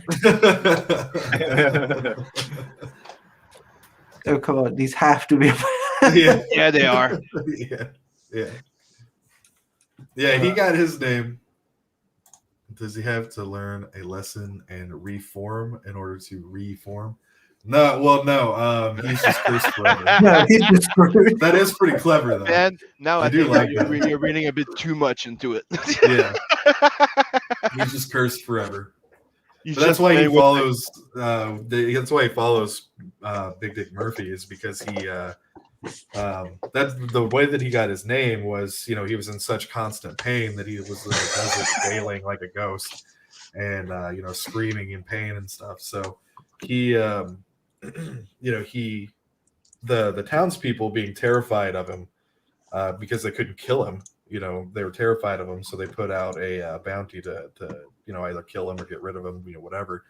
And Murphy showed up to kill him, and when he realized, what was going on, he was like, "Listen, I can't kill you, but you can't stay here. Like these people are terrified of you." So he's like, if you come with me and you work with me, and I'll try to find a way to kill you. And he's like, "Oh, okay, yeah." That was basically his motivation. Was like, "Okay, I want to die." And he promises me that he'll kill me eventually. So now you'll find a way to kill me. Yeah. Exactly. Like, well, whatever. I got nothing else better to do. Exactly. Yeah. So that could be the entire theme of this. Like, this is what they do on their on their spare time, in between the things. Like, he's trying to find a way of killing him. That should be your entire stick with it. That could be really cool. That actually would be like a reoccurring ash can. You think really cool. You think they play cards? You think they do this? Nope. It's just Waylon sitting on a powder keg and Big Dick Murphy pushing the plunger down while Amanda just shakes her head like, "Is this really what we're gonna do?" What do you do for fun? I kill Waylon. I just kill Waylon for several hours a day. And you know what? If you ever, when we do that little swimsuit special that we're thinking of doing for the hardline. Yeah, that should be the fucking shtick in it too. Like the swimsuit special, they're trying to fucking kill him. That actually isn't a bad idea. That'd actually be pretty fun. Just him in the background, like sitting on a powder keg or something like that. Being dragged by a train. Because he's the classic guy that like you can imagine always. I want to die. That's cool. Just do one page filled with like the Scatman noises, and then like for 3 pages straight, and then at the end you see Waylon Louder's at the bottom of a staircase, just all mangled and stuff. And you know what? Really you should use that as one of his recurring line when he's very pissed or something. I just want to die. Yeah. Like, I just want to die. Can I just die? I could have been dead. Just kill me already. Yeah, like already. I could have been dead. But now I'm stuck in this stupid situation. I could have been dead. Mr. Feed says also something. I have to move on something. Like, he was my friend. Big D, remind me Also, why. He turns to Big Dick Murphy like, Big D, why am I doing this again? Remind me why I'm doing this. So I kill you, so you could die. Yeah. Yeah. Oh, right. Yeah, okay. All right. That was it. Right. Shit, I forgot about that. Waylon's a thirsty boy. Exactly.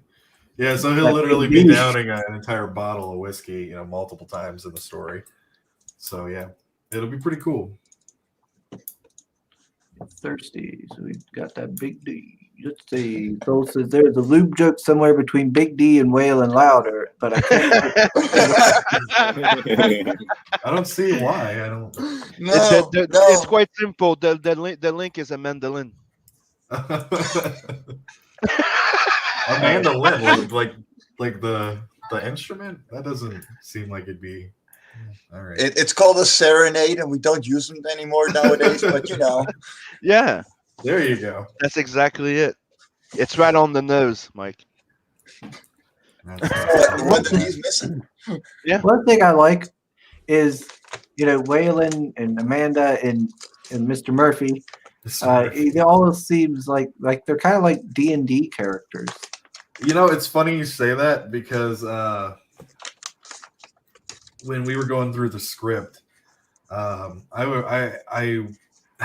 we were talking about it. Me and Passion were talking about it, and he was like, there's just something weird about the way you write these scripts. It just seems so familiar. And he just kind of sat there one day, and he's like, it just occurred to me, you write this like a DM describes what's happening. And I just kind of sat there like I blinked for a few seconds, like, holy shit, you're not wrong. Like the way that I was writing the scripts, like let me see if I can. I think I've got it pulled up. Well, that's a good thing, though. It's a very easy way for an artist to get the descriptions. I was gonna say, and for how long you've been playing that campaign, Mike? All right, I'll read you a little piece. All right, so I've already showed off this page. It's on the campaign. So the way when I describe it, it's not like I'm giving something else, like anything away. So it's panel 1, wide panel. The door of the saloon is wide open, riddled with holes and splintered. Big Dick stands with both guns drawn, pointed at a slight angle away from him, firing both pistols. His teeth are sharp like a wolf, and he grits them. Waylon stands sideways next to Big Dick, with his arms under Big Dick's, firing his pistol. Dust whips around him, reforming part of his face. Amanda crouches just below Big Dick's right arm, lips curled back in a snarl, revealing her razor-sharp teeth. And he was like, that's what, like, he was just sitting there. He's like, this sounds like you're describing us entering a room. Or like somebody else entering a room in D&D. Oh, definitely. It never occurred to me. And now I can't unsee it. Yeah, but that's also how you write a novel. Usually you have to describe the room because the people don't see it. Yeah. But now every time I write anything, I'm like, does this sound like D&D? Like, is this going to... But that's a good thing. I was going to say, I think the only reason why it sounds really a lot like D&D is because of the funny names. It sounds like a name you would come up to have fun with your friends. You can just try to make them say it. Yeah. Well, I think it kind of has to. Yeah. Like, I think it kind of has to sound like D&D. I don't think there's a way around it. With some stuff. But I don't know. It's just kind of funny. But now I'm self-conscious about it. So anytime I show them anything, it's like, this isn't D&D. This is just... I just thought about it because I was like, well, like Big D would be kind of like the melee or tanky guy. Amanda Lynn would be kind of like the rogue damage dealer, and then Waylon would be like the magic guy. I was thinking he would be more like a rogue. Yeah. I could see I could see magic though. I could see that, but he doesn't really do. I mean, outside of his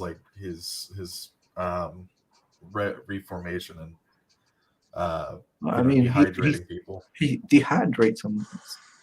Look at that. Turns them to jerky. So yeah.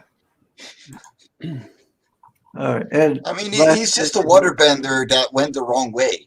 Yeah, he's like the opposite of a waterbender. That's exactly it. He's the opposite of a waterbender. And then we've got Mr. Richard.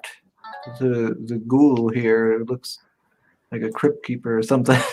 Yeah, yeah. That's he is 611 years old. So is saying if it wasn't so much word, I would clip each time Mark says Big D on the stream together and probably get an 8-minute sound file. Yeah, Yeah. yeah. And then Ben as, so when does the Grave Robber board game come out? It's actually pretty funny that he says that because I've been doing a little programming and I've been thinking about actually making a Grave Robbers NES game, like Super NES game. Mm. So yeah, I've been working at it. It's a few years down the road, probably, just from an art perspective and programming perspective, but it's something that I have been working on. That's really cool. Do like a short, like a 50 release where you can buy like a cartridge, like an actual NES cartridge, and then. But why NES? Why not just make it like PC for much more accessible? I think Yeah, I think he means NES style. Like it would be like a Yeah. Super NES cartridge. That would be like a limited edition thing that you could buy. But then Well, you could do is you could do a crowdfunding thing for like a campaign, tabletop RPG campaign for like D&D or Pathfinder. Because I've seen people do that on Indiegogo. Oh yeah, that's You very could common. do like Hellhole campaign. But as for like the actual game itself, like if I were to do the video game, I would have like a digital, like you could download it digitally through like Steam or something like that. I don't know. I don't know the details on how that works, but Yeah. that's something. But with the Pathfinder D&D thing, that's not actually a bad idea. I didn't think of that. That might be that. Yeah, Might be pretty cool. there is tabletop RPGs that do like a Weird West kind of style like Oh that. yes. Oh yeah, yeah. Actually, Passion with his Doomfate stuff, the cards that he sent out actually have stats on them that you can. I know those are so cool. Yeah, I thought that was really, really interesting that he did that. So I thought about doing that, but yeah, I'd have to tie it in with like I can't remember the name of that one. The Weird West one. Me, I'm getting into the mini games. Yeah. Like I want to get into board games too, but with minis. That would be really cool, like HeroClix, Yep. or like Warhammer. Yep. Yeah, I'd like to do that too. I actually have a there's a book or a comic that I was gonna write called The Bloody Socket, and it's kind of like a Gwar meets the Toxic Avengers or the Toxic Crusaders, this kind of thing, but set in space. I thought about doing something like that, but with like minis and stuff like that. But I don't know. I have so many plans for so many different projects that who knows what will happen. I just got to keep. That's the problem. Like me and Passion will talk, and he's like, "All right, Mark, you need to focus on Grave Robbers. You need to narrow all that stuff out and just focus on this one thing right now." Because I get my head in the clouds and I started thinking of 15, 20 different ideas. And he's like, "Okay, that's cool. That's cool. That's cool. Focus on this. Focus on this." It's hard, but you got to do it. But you are a writer. You should be able to do a bit more than. Yeah, well, I've written I've written a lot of scripts. The problem is putting the energy that it would take to get all of these different projects off the ground. So I'm basically right now at this point I'm focused on Grave Robbers and the book that I'm writing. I think it's one of the things that because I've been watching the board game and video game and stuff like that, and that they rarely make a success unless there's a video game star on it. You could say like no, not an actor, but somebody that's known in the video game industry. Otherwise, if the IP is not known, it doesn't work. Yeah, like you do have to give interest in the IP. So that's why I'm like, Grave Robbers, you're doing the book out. So if you could have like a very simple board game for people, that would be freaking awesome. If you can put that up very quickly, like something like fun. I think that would be awesome. I'd be interested. Yeah, I think that with Bancroft, he's doing that puzzle thing. That might lead into more stuff. I think that there's a big room, like there is room for it.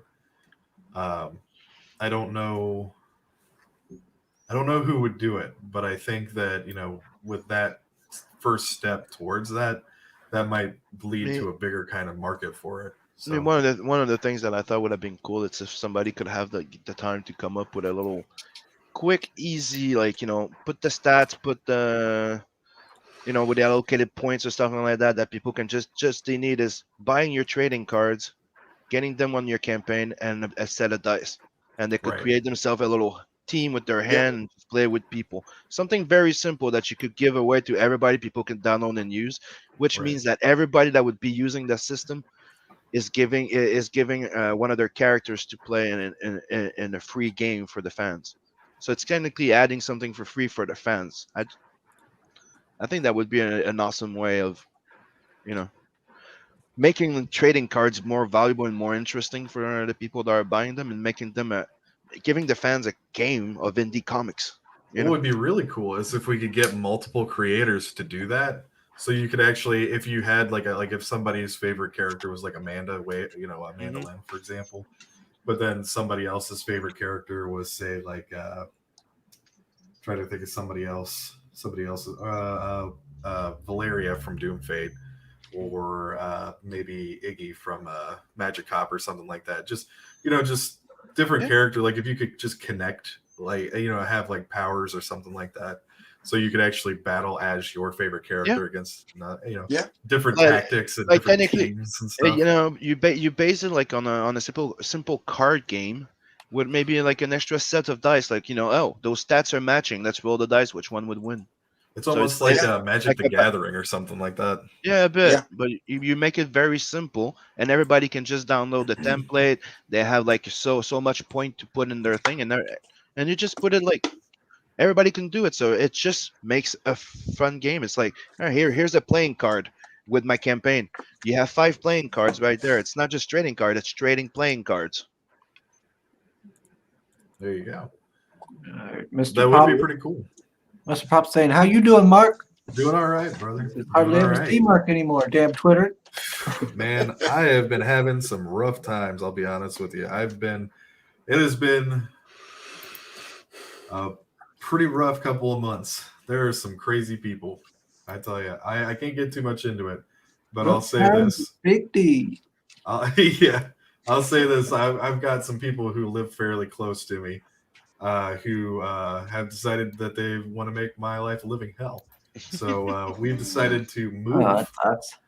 and it has been an interesting couple of months, and that's taken up we bought this house to renovate, and because that's something we do. We buy a house and then we renovate the interior, and then we try to sell it, make a little bit of extra cash,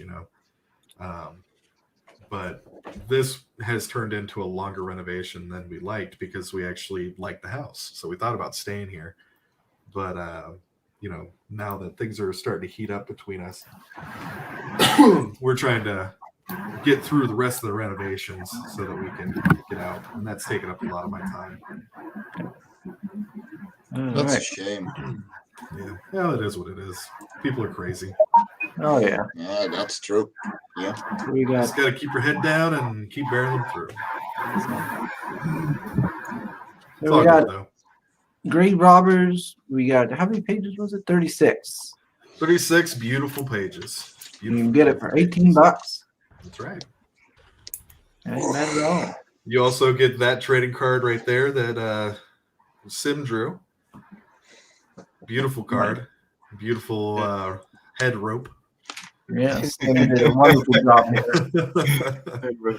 I love that. I think that that's really cool. Sim did I an like- amazing job with this character. I like how the cost came out.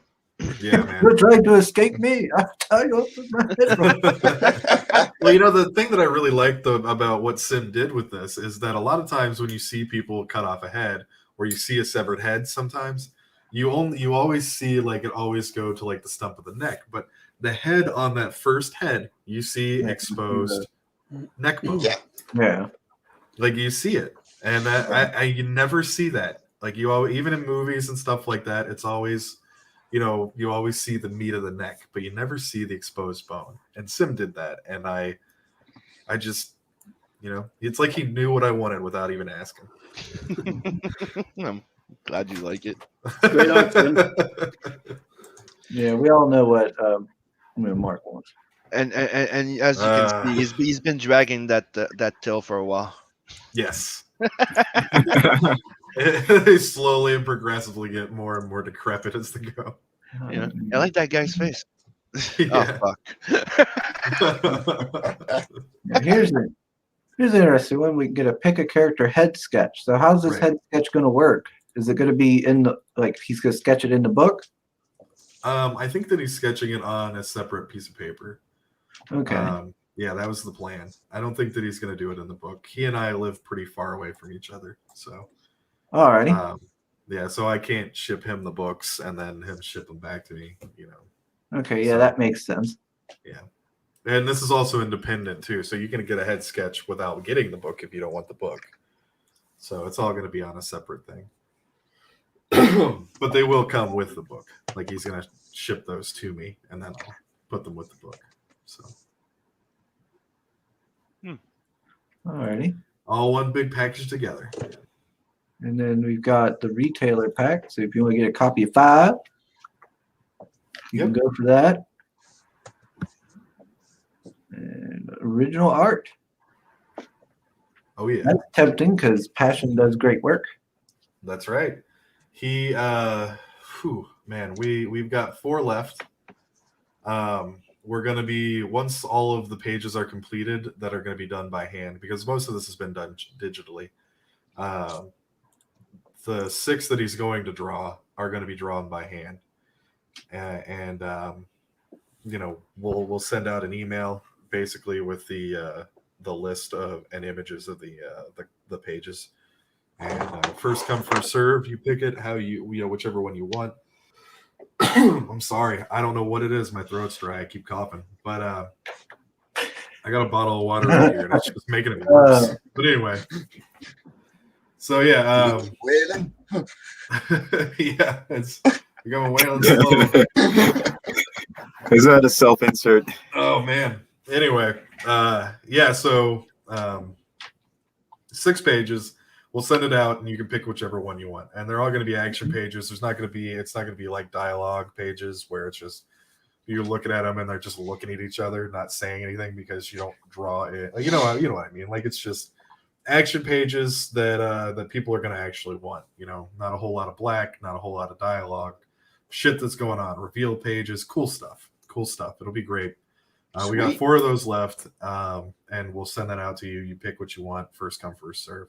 I actually might end up buying some of the art myself because it's just that good. So there's one page in particular. If nobody picks it, I will definitely buy. So yeah, definitely get on that because they're going to go quick. You got 2 sold already. Yeah, only 4 left. Yep. If I was a richer man, I would probably go for it. He's done some phenomenal work, man. Soul says, now that's a cool coat on the trading card. He can do it after all. Not same purpose, not the same type of coat, guy.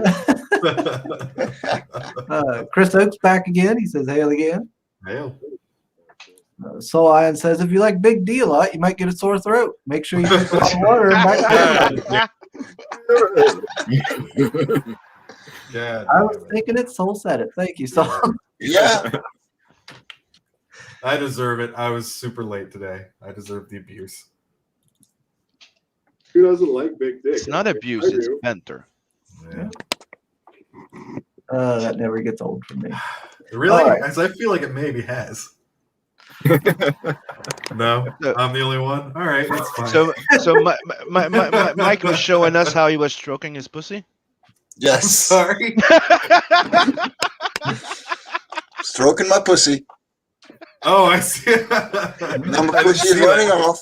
I'm sorry. I couldn't resist. I We see the scared her camera away. going I'm down, sorry. and the cat, and he's stroking. I'm like, there's a pun right there. I cannot take it. I That's just fair. can't. Just kind of sad. Just like, do it what- every what did single you time. say? You'll make me laugh. Yeah. It's called the morning roast for a Called the reason. morning roast for a reason. That's right. That's For fair. once, I'm not getting it. yeah, I fucked up enough to where the red dress isn't that big of a joke anymore. Now it's the big deed. Yep. I'm glad I could take some of the heat off of you for that, Chris. Yes, your sacrifice is not in vain. Yeah, exactly. By the way, if exactly. anyone wants to sketch, like, just hit me up on a DM, either on Facebook or Twitter. Just send me like the shipping cost, and that's about it. You know, don't worry. Just I like doing fan art once in a That's while. actually something that would be interesting. We was talking yesterday. I was saying about maybe doing one time a sketch card auction live. Yeah, so that could be something you could put on there. Yeah, sure. Cool. That's what I've been telling. I've been telling every artist for years, like ever since this entire thing. Like, stop doing warm ups on freaking Batman, Superman, Spider-Man, and start doing like indie comics. Help out. I mean, I do them for my own comics too. Oh, look Not at that. only is it harder for you to draw a character you don't know, it's a better exercise, but it's also promotion for people. Right. These are just, quick Laugh and Cora sketches that I do once in a while. Yeah, there we go. We could put those on that if we get to do that auction. Yeah, sure. We can draw in the furries. They got a lot of money. Usually, yeah. I don't know what it is, but See, so hobbies and we money. knew it. It's coming out. It's freaking coming out. We knew it. Huh? Right, X? You all saw it coming. He said, "Do it." I guess he's referring to the auction. That Chris is a secret. Yeah. furry. Yeah, Well, that would be fun. Yes. Yeah. I've got all these days off, so I'll have to set it up before I go back to work.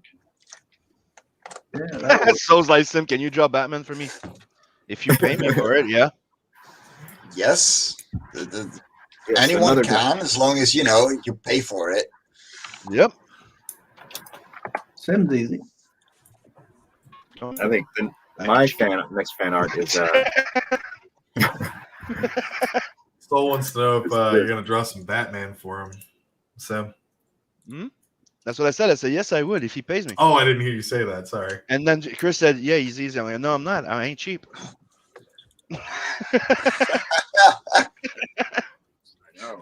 You might be good, but he ain't cheap. yeah. Okay, he's got kids to feed. Mhm. Exactly. And cabbage to buy, I think. I'm going to go back to that joke about an hour ago. I don't know. I can't eat cabbage. Oh, my mistake. Just Man. You got to make that sauerkraut, man. Got to make that sauerkraut, exactly. I got a question for you, Hex. Maybe you might know. So it's like Sim, just kidding. I'm good. I'm good instead of good. I'm not. And you might make him purple. Yeah. Yeah. But in black and white, it's hard to make him purple, dude. Well, the Batman video game for the NES had a purple Batman. Oh. Yep. Yeah. Mr. Dave has been quiet down there, so let's bring up Perfect 10. Hell yeah. How are you doing? I haven't seen. Whoa. Holy crap, dude. That is awesome. Congrats, dude. Yep. Yeah, thanks, he's man. got the 5 figures and everything. A nice Yeah, man. Backer. We hit 170 backers this morning. Nice. Nice. It's pretty cool, yeah. Dude, even I didn't get it to 100% yet. And my goal is a lot smaller than yours. Wait, you're not funded yet, Mike? No, I'm just under 200%. But like I'm just under 1,000 euros. So I'm one backer away from getting that mark. All right, What? yeah. Yeah, we got to get it there. Yeah, get there. Yeah, Dude, we'll I'm so share happy your for work, you. man. Yeah, I'm really happy for you, man. This is awesome. Thank you. Thank you. Yeah, it was really, really exciting. Every day when I wake up, I check, do I have a few new backers today? And almost every night, man. It's wonderful. Yeah, I try too, but it's not as successful for me yet. So, but whatever. I'm still gonna cheer on everyone else. Like you got good stuff going on. You can be proud of yourself, man. It's awesome stuff. Who did this one? Mm. The name was Joel. I have to look it up. I forgot the last name. His first name was Joel. He's down. He's when you browse the campaign page, you'll see his name. Oh, okay. Yeah, it reminds me of like the animated series, like Batman and stuff. Look. Yeah. It's in that style. So whenever Perfect 10 gets animated, gets her own cartoon, I have to hire this guy to do the design. Oh yeah. Okay, so we got Perfect 10 and Power Trip issue on there. Oh, okay. Yes, sir. So I've been on your show a little while ago when the this campaign was first up, and this is new. This is a recent addition that everyone who buys a physical book gets a free art book. Nice. Oh, okay. Yeah, that's really cool. Yeah. Now look at that. Yeah, it's pretty neat, man. It's you know, I have so much art gathered which is meant to sell on conventions, but there are no conventions. So I might as well put them all together in one collection and tell give me about it. Yeah. So that's really cool. How many pages is this art book? Oh, right there, 40 pages. 40 pages, yeah. In front of me. Sweet. Oh my gosh. Yeah, so that's a free more 40 pages if you're into the artwork and everything. That's great. Yeah, and there are a few pages that were meant to go into the Perfect 10 book that will be moved over to the art book. I had too many pin-ups for the pin-up section in Perfect 10. So to keep the page count manageable, I decided to move a few pages over to the next book, but you'll get those anyway, so it's all good. Okay. So for those who don't know about Perfect 10, why don't you give us the pitch? All right, man. So the genuine verse, that's where my stories take place. It's like the Marvel universe, with all kinds of superheroes and supervillains, and but some supervillains are a bit too nasty, and they need to just disappear because every villain that gets caught has to be treated correctly. There's this Human Rights Act, so there is a secret a program called the Perfection Program, and they create artificial humans. So these humans do not have a legal status. They officially do not exist. They have superpowers, and they are meant to take care of the supervillains that the government wants to get rid of. So basically, they are superpowered assassins. And something happens in the first issue, and the main character 10, she is one of these artificial assassins. She is taken out of the program, and she decides she does not want to kill anymore. But these villains won't let her alone. They want revenge because she killed a bunch of their comrades. So you basically get some sort of John Wick-like scenario where 10 herself is like John Wick, and these supervillains are like the assassins who want her dead. So she has the entire world of supervillains against her. That's pretty awesome. Yeah, I like the idea of it. This character kind of like has no real rights and is basically being used by this thing. And then you got the villains who are just trying to get revenge in a way. I kind of feel for the villains. They're just like, hey, you killed a bunch of our people. Yeah, so she is forced to fight for her life, and also she has decided that she doesn't want to kill anymore. So that kind of puts her in a bad spot, because there are many villains who want her dead, and she restrains herself. She has this new moral code. So it's like a story of survival as well.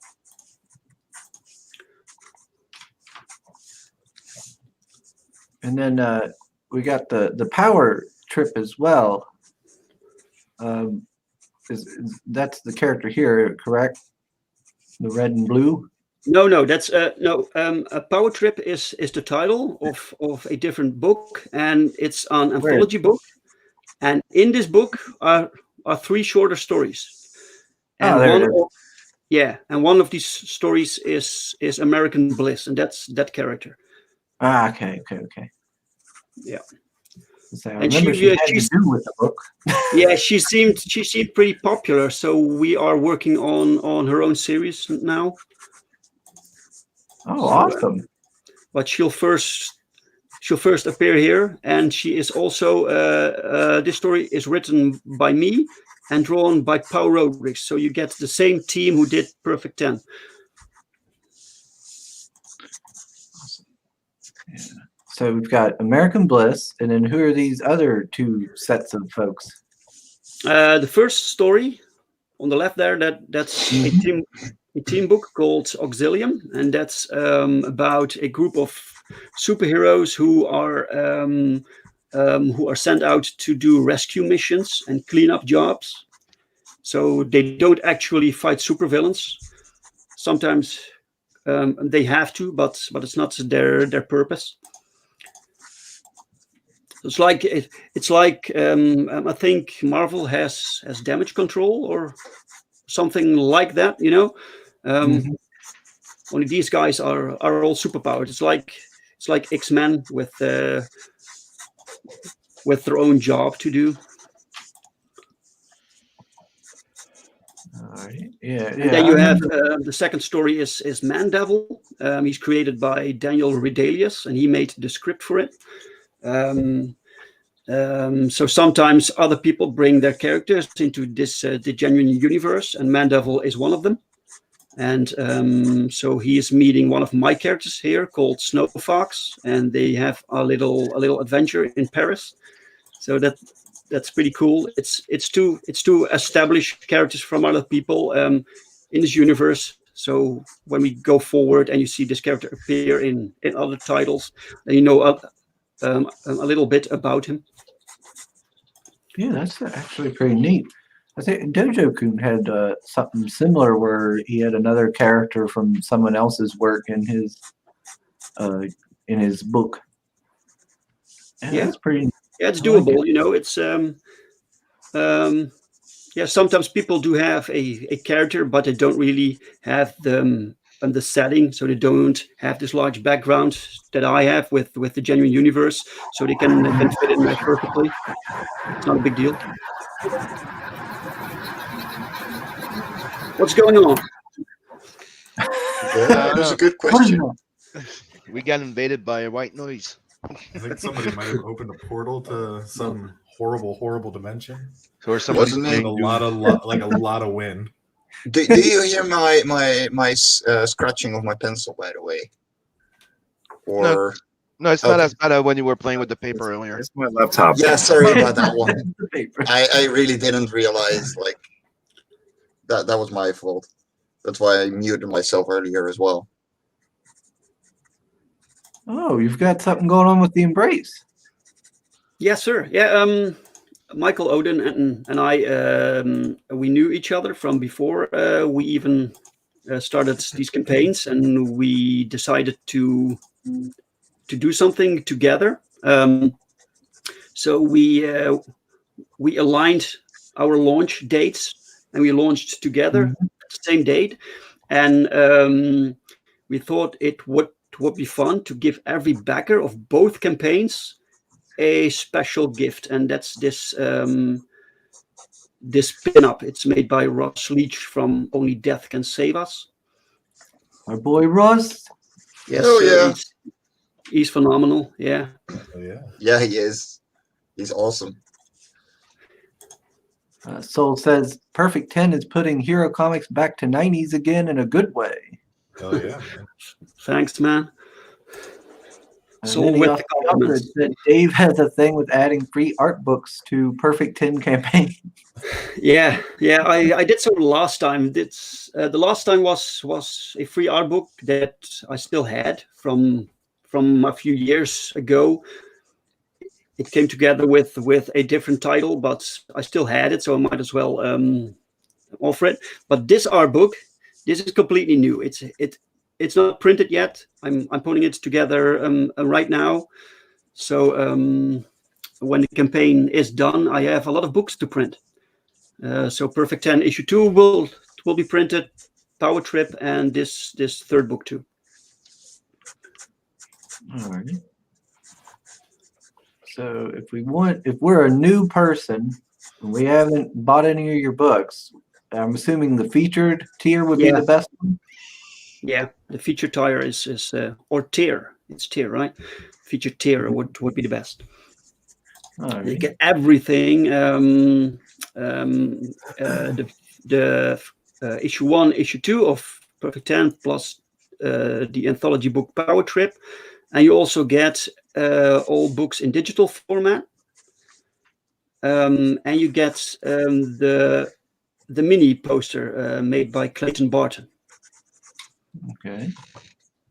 Yeah, and then of course you would also get this art book as well. Yes, the art book. Yeah. I could not add it in the existing tiers. You can't change that once people have selected it and bought it. You can't add things. So yeah, that's a lot of pages. Yes, a lot of pages. Yeah. You get it for $44. That's pretty good. I think so. That's really cheap. Mm-hmm. Yeah, it seems like that's a pretty good deal. And you got your digital for folks who can't afford those shipping costs, I guess, or who prefer. And we got the physical of just issue 2 for $15. I think I need to thank Solion for providing the back cover you see here on the left. That will be the back cover of the book, and it was basically Solion who arranged that. Oh, really? Nice. Yeah. Sol is without equal. He is a great person. Sure is. I don't know. We couldn't do it without him. Oh, Dave's back. He says he's back and one large pizza heavier. There you go. Yeah, I'm going to be doing that here myself soon, once this stream's over with. And Rod says, "Is it still going?" Yep, we're still here. The fun don't stop, dude. You know that. We just got done looking at your piece on this campaign, Russ. Yeah, we're just talking about you. Yeah. All good things. All good things. Mostly.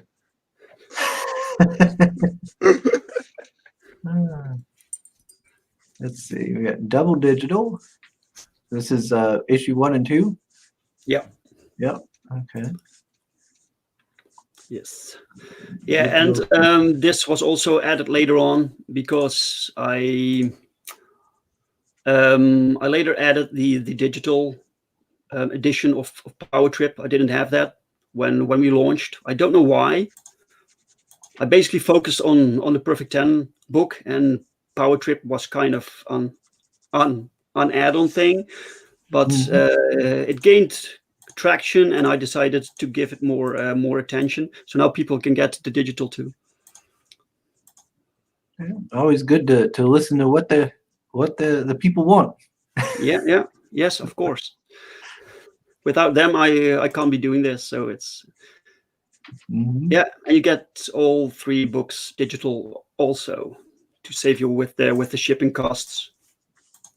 Not everyone. Some people browse through my campaign and they disapprove of the digital tiers. While I think, well, it can't hurt, if yeah, I don't see the issue with it. No. Yeah. Why would you care? I mean, what he means is that there's people that don't like digital. There's some people that don't agree on what the price should be. Oh yeah. No, it's more the digital format. They don't like. They want people to have physical books, and well, some people like digital. Yeah, some people don't like physical book. Yeah, like I don't like digital personally. Like I rarely read one. Like I have a whole bunch and I never read them. right? yeah, I'm the same, man. But I there is prefer, I people prefer the, the yeah, opposite does exist. Well, the yeah, way I see it, it's not my place to tell somebody how to enjoy a comic book. no, exactly. Exactly. If they want it digital, then let them have it. Exactly. All right, let's see here. I prefer the physical books, but I like to help people too. So other creators, I like to help them by backing their books. But sometimes I just can't. It's too much with all the shipping costs. Oh So yeah. nowadays, when a campaign offers a digital edition, then I usually go for that one, just for the support. Until you met me and went, oh wait, you actually give free shipping in the Netherlands? Hold on, let me fix that. Yeah, of course. Well, we like free stuff, man. We are Dutch, so. Oh yes, oh for sure. Put gratis on anything, and like we flock Yeah. to it. And his ears were burning. Oh, sorry, man. Saul told you you're welcome, and he loves this project. Thank you. Let's see. Dave says nothing wrong with offering digital. You should always try to sell to everyone. Exactly. Yeah. Yes. Russ says can't wait for his copy. Top quality books from Dave Brink. Thanks, Ross. Yeah, it does look pretty good, I must say. I got Ross' book too. I haven't read it yet. It's still on my nightstand, but the stack is growing. All these indie comics that I still have to read. Oh, I know that feeling. Yeah. So, both issues of Perfect 10 you can get without Power Trip. If you don't care much about the anthology book, that's fine. Oh wow! Look at all that. Give me everything. Yes. That's for the crazy people who want all the comics that we made since 2015. But only €75. That's really cheap. Just saying, like. But most crowdfunders are going to ask double for that kind of stuff, and especially with the amount of things that you're getting. I mean, let's be honest here. Yeah, it's difficult sometimes to figure out what the best price range is. But I'm like I have these early books in stock, so I might as well throw them in there. Yeah. So it'd be what? How many books is that? Let's see, 9, 10, that's 11. 9 books, and you also get the new art book, so that's 10. Oh wow! Jeez. Yeah, that's definitely not a bad price. It's only it's only like $10 or less than that for each book. Yep. Oh, now we're getting into the big tiers. You can get a personal sketch. Yes. It So you commission whatever you want. So mainstream character, or your own, or something from Perfect 10. Power draws it all for you. Yeah. And I'll throw in some signed comic books. So You get anything you want on there. Marinus in his dungeon. Anything you want. Yeah.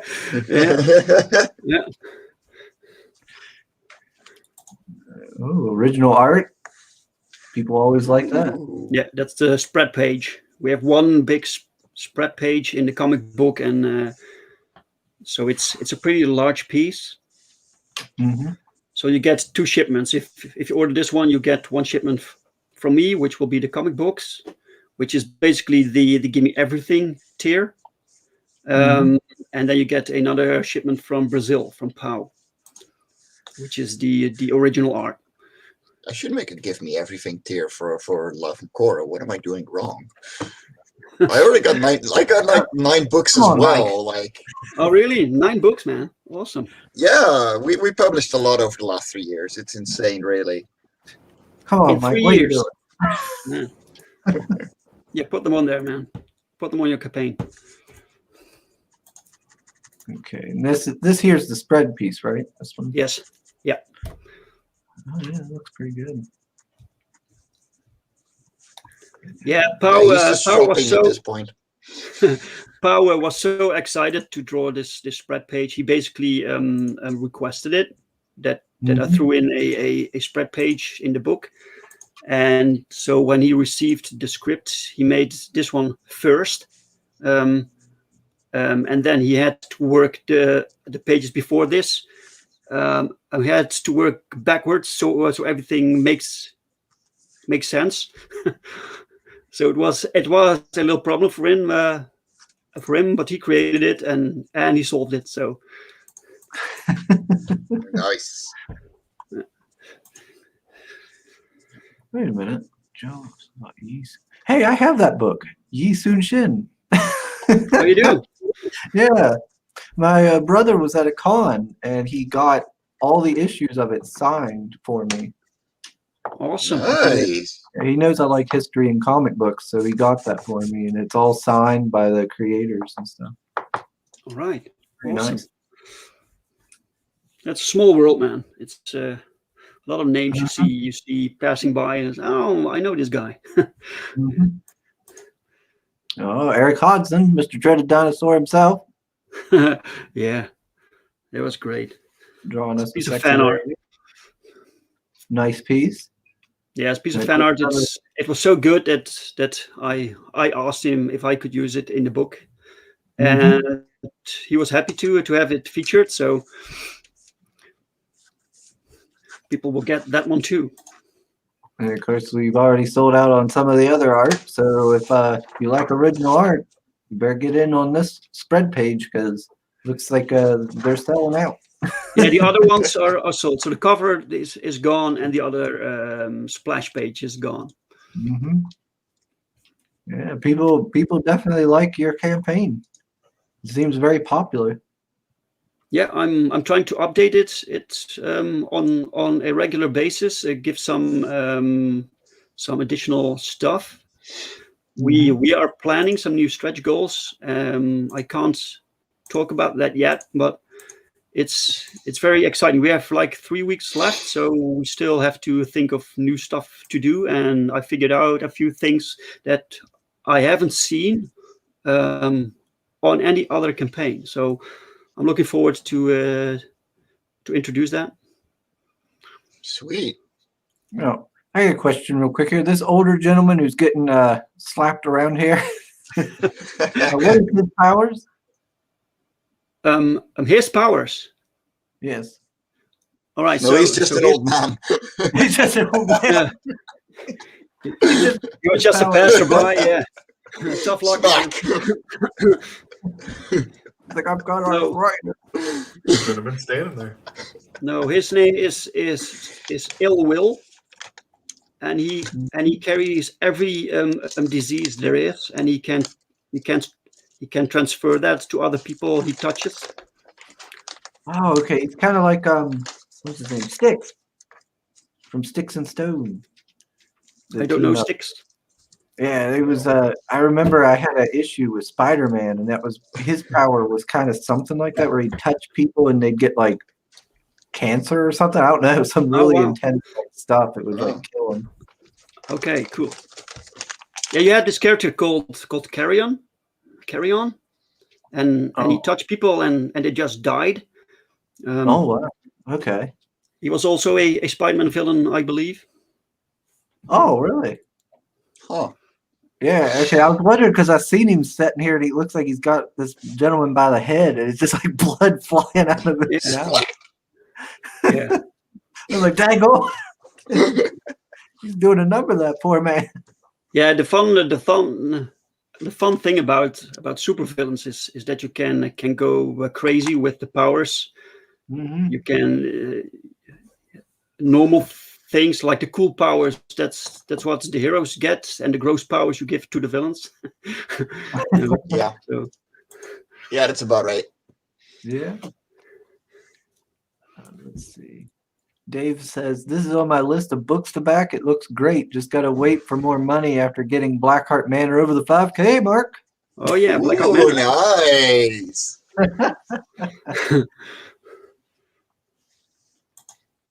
Let's let's see. I mean, Yeah, Dave. Blackout Manor looks pretty good. Oh yes. Just Dave, I'm gonna be Yeah. serious here. You're never gonna tip over the fact that I made Rich Perrotta bald. That's true. I'm gonna boast that for the rest of my life. We all helped to get him to shave his head. That was beautiful. Gherkins. Gherkins. Let's see. Russ says he has the power of shouting at parked cars and telling kids to get off his lawn. Get off my lawn. Pop says, I have something to do. That's right. We all. Yes, you do, Pops. Yes, you do.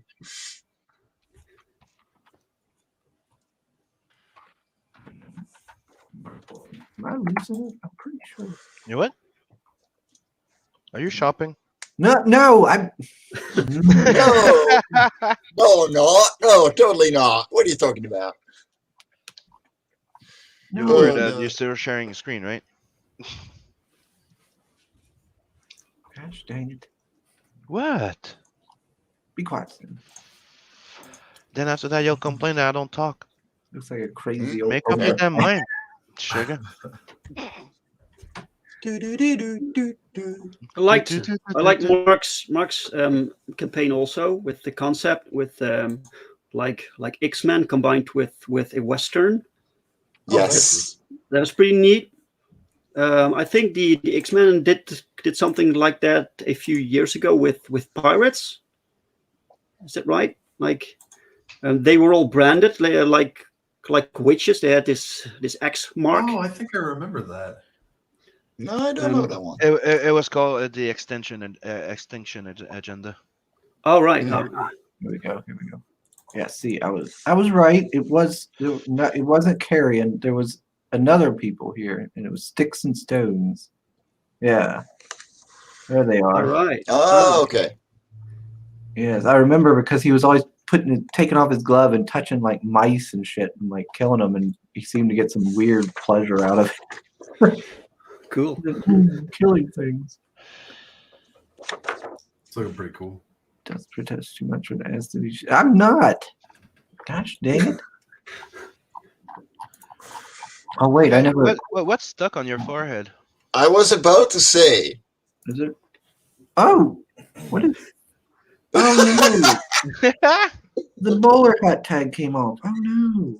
Oh What god. was going on there? I thought maybe it was like a. Wait. And it's kind of like the hat left you a little mark too, but it's okay. Were you stabbed? Are you going out for mail? Shit. That's not good. Your hat is ruined, man. This is How's from that? Philadelphia. It's an old ass hat. I was like, it's not part of the cosplay, I'm sure, right, Mark? I don't Yeah, it's- remember there being anything like that Whalen had It's stuck to his super face. old. It's from Philadelphia. We're gonna have This to is put from that in Pittsburgh. book two. Be right back. My cat needs feeding or she's gonna attack me. He's gonna Alrighty. take his hat off, and there's gonna be a tag stuck to his face. Be a nice little nod to Yes, Chris. I'm coming. But this is from Pittsburgh, and I think it's made either out of beaver or seal. I think it's seal. It's old. So what you're saying is that you're sticking your head in a beaver. Mm-hmm. Yeah. Was that too much? I feel like that No, might have been it too was much. right perfect on that. Okay. I thought maybe I went too far. Don't forget to put that book in the book. That's your obscure characters. Looks That's at, right. it looks at his hat. He goes, "You know that's made out of beaver, right? You know what that means."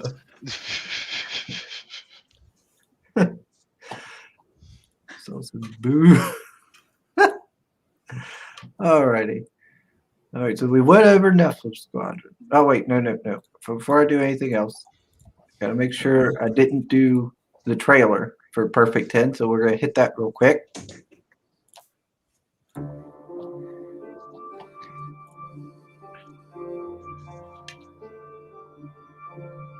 The perfection program. That's what they call it. It gave me life, but it also caused death. I never asked for any of this. Running from superpowered murderers who want revenge. Revenge for something I did? Something I can't remember. But I won't run. I refuse. I don't want to be controlled anymore. This world needs more heroes than villains. That's more important than anything, isn't it?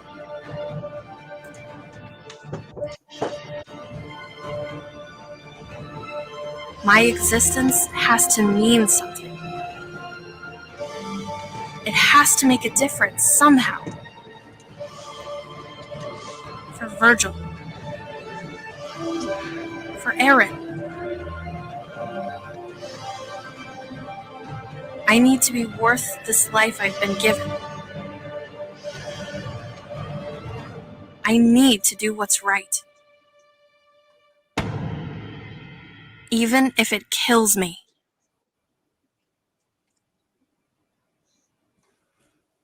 Woohoo! Hell yeah. Awesome, man. Thanks for sharing, Chris. Mm-hmm. No worry, no problem. Who have we done? We have not done. Now that Mr. Mike is back, Life on Korra.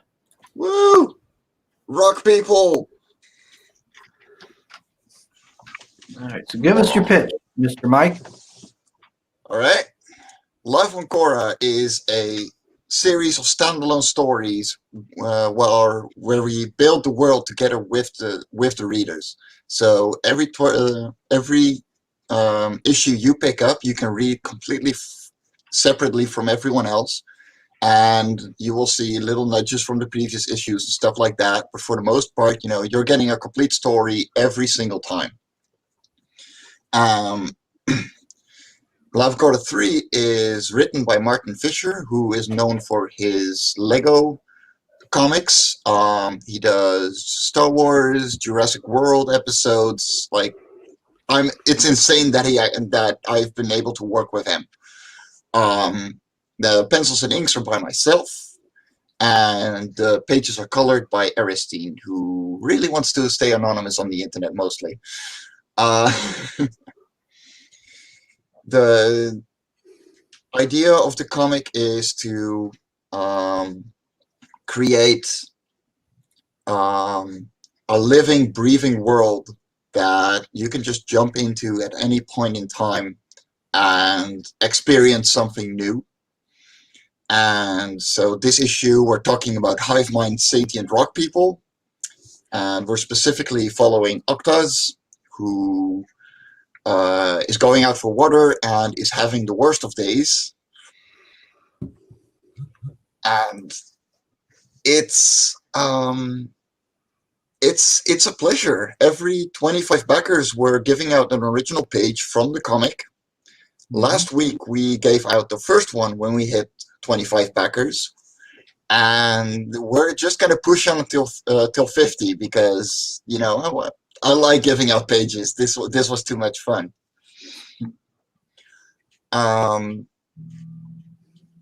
Yeah, we're close to our second stretch goal as well. So everyone is already getting an extra bookmark.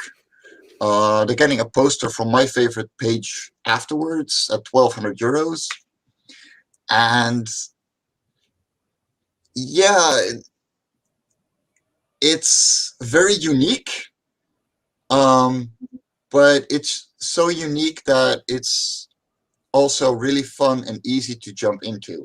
Like, you only need a couple of lines from the intro page to understand what the world is about and how it works, and then you're straight into the story. And that's every single time like that. Yeah, it was quite interesting to read it. It was, like you said, it was something different and unique. You got these smaller little rock people with two shields on their arms, trying to survive against these much bigger threats in the wilderness, or outdoors, as they say. Outside of their mountain. But yeah, that page is going to be an A4 poster when we hit 1,200 euros. So we are 255 away. Okay. We've got some comments here. We got from Russ. He says he has to say the cast of characters in Perfect 10 is brilliant. Oh, thank you. Dave wants to know who the voiceover work was for the trailer in Perfect 10. That was Ellie Lauderdale. Okay. Um, All right. she has her own YouTube channel called Ellie Senkui. Yes, also known as Alice Sengui. Yes. Yes, Allie. Yes, I like Allie because she just tore a verbal beatdown on Greg. She's great. She roasted my campaign too. It was funny. I need to get her on sometime. Let's see. All right, so we've got the bookmark. So next one will be the print. Yes. So not only is the next one gonna be the print, but it's also gonna be this original page. Like the print is the next page that we're gonna give out if we had 50 backers. Ooh, that could be nice. And this one is going to go to Shader Red. Because she got us to 25 backers, and we did it live, we did it fair, and she won it. So she's gonna get it with her copies. That's awesome. Cool. She deserves it. Oh yeah, she's a wonderful person. All right, so $5 we can get a digital. They can get you the physical copy. And then we've got a variant cover of a Silver Surfer-esque style. Yep. By Daniel HDR, and the original painting is for sale as well. Ooh. For 400 euros, so just under 500 USD. And if you get that one, you're gonna get all the comics as well, like all variants and issue 1 and 2 together. Yeah, this is all in euros. I'm going back to the tiers so I can see what it is for me. Yeah. Oh, we got an early bird for the featured. Yeah, it's only been taken 3 out of 20, but yeah, you get every variant and issue 1 and 2 with one variant cover for free, pretty much. Okay. Ain't a bad deal. And we got the digital, we got the physical, and there's this Pebbles and Peril variant. Yep. The Stone Surfer variant. $18. Let's see. And for you can get all 3 for 30 USD. Okay, and this is all 3, but it's with the Silver Surfer variant. Yes. Okay. Okay. And then the one with the Pebbles in Peril, which is currently winning. Pops, I'm sorry, but actually the Pebbles in Peril is being more popular than the Stone Surfer. We got to fix that. What? Yeah. Well, I can, yeah. If I was going to pick, it'd probably be the Pebbles in Peril. See, I like for that. some reason it is more popular, and Pops was like, yeah, usually when I say this one is going to be popular, it is the one that's popular, but no, he's wrong this time. Sorry, Pops. I like that Pebbles in Peril. Yeah, the artist is a wonderful friend of mine. He does really, really awesome paintings. And then you've got the A4 commission plus LSD3. Oh, okay. So we can get a piece commissioned. Yes. And that can be anything you want. We already have one that claimed the A3 commission, which is going to be you in a red dress. I'm sorry. I see. Mm-hmm.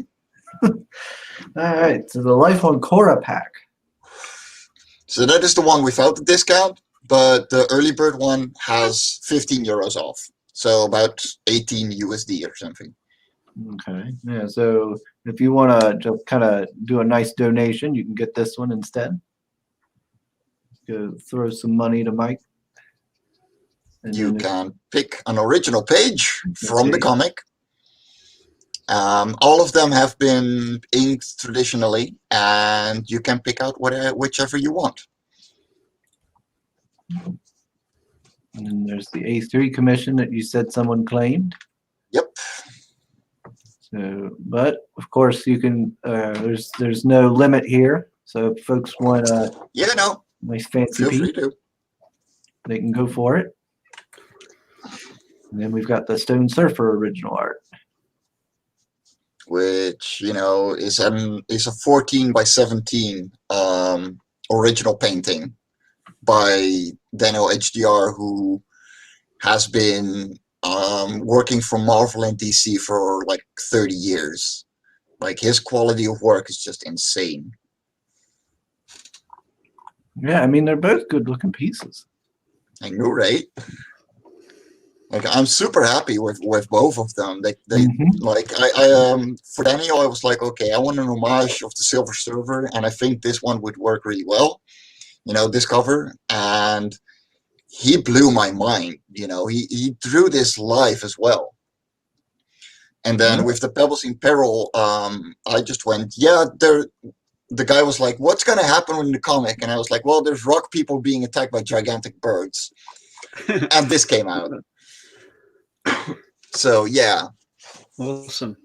Completely freestyling. It's really cool. I love that depth that you see in the coloring and the fact that he sticks to the color palette too. Yeah. Cool work, man. Pop says people have to realize this homage cover actually has something to do with the story. Yes. I think it's just a homage. Like, it's actually a part of the story. You should know that too, Chris.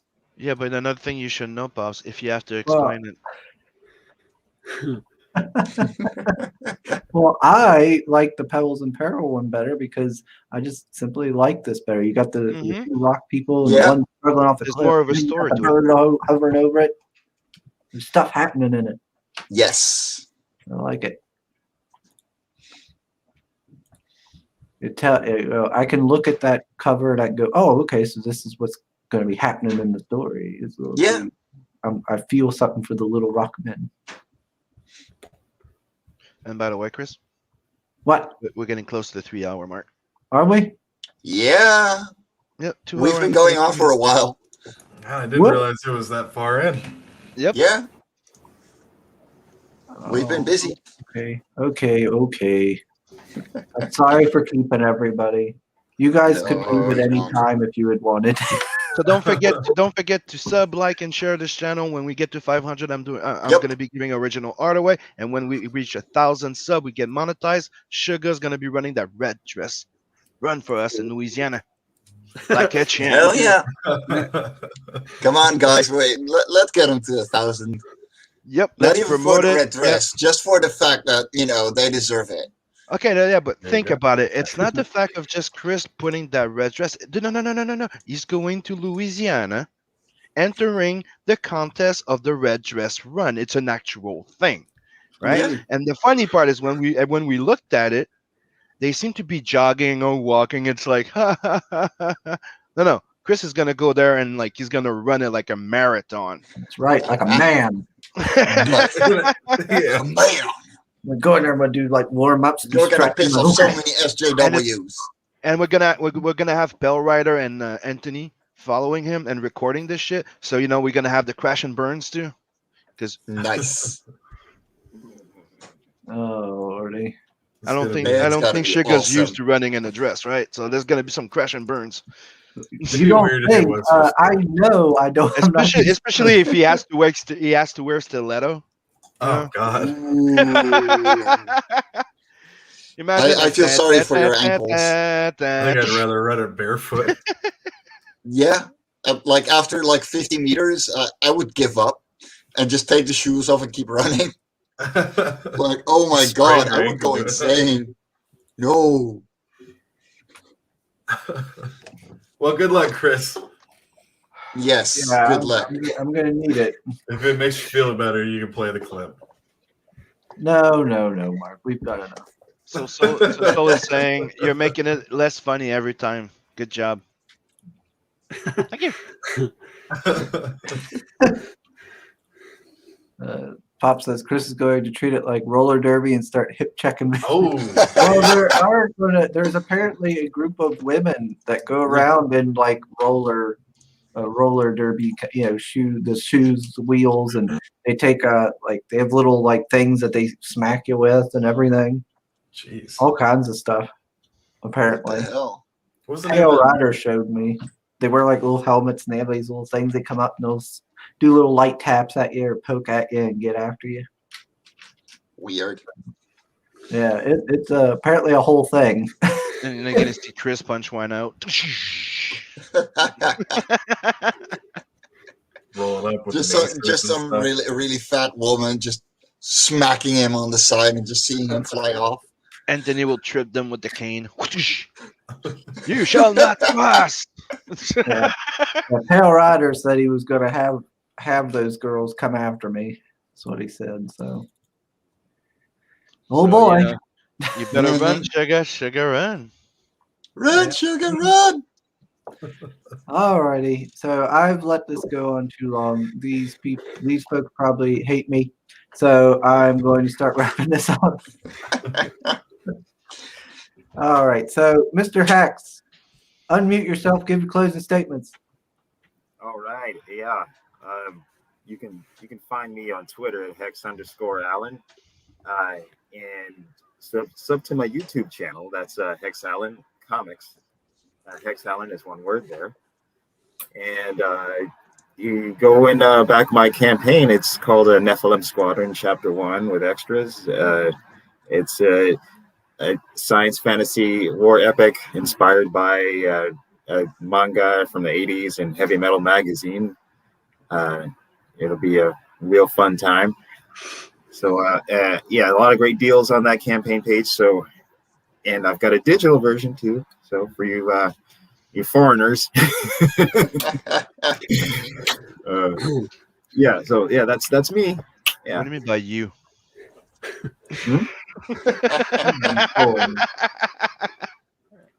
Mr. Mark. Is my machine still humming? Can you hear the hum from my laptop? Just a bit. It's not that bad. It's not as Yeah. bad. Very That's not faint. bad. I can It barely goes. hear it. Yeah. That's weird. It's relatively new. Shouldn't be doing that. I don't know. Mr. Mark. You can find me on Twitter at Mark Makes Comics with an X. You can find me on Minds at MF Comics. And Bad Grave Robbers. We're pretty close to our next stretch goal, and that's going to be the soft cover. We're also going to be working towards the $7,000 stretch goal for the Amanda Lynn mini print that'll come with every book if we hit the goal. So definitely back the book. It's only $18, and yeah, Bad Grave Robbers. Okay, all right, Mr. Mike. Back live on Cora. We are only 11 days away from starting fulfillment. Well, before the campaign ends, and next month every book is going to go out. So it's only pre-ordering at this point. You can find me on Twitter at &_ents, like it's saying in my name, and on Facebook as Mike Jimmy Lorcia de Bruin. You're not gonna remember that, so don't worry about it. But you can find me in the comic related madness. All right, Mr. Gay. Okay, well, I just want to say I love this community, man. Yes. You guys are all great and everything.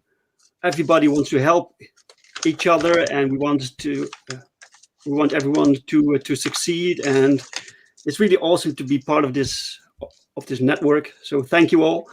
And if people want to find me, they can find me on Twitter at Genuine Comics, or on Facebook under the same name, and on Instagram under the same name. All right, sweet. Tim.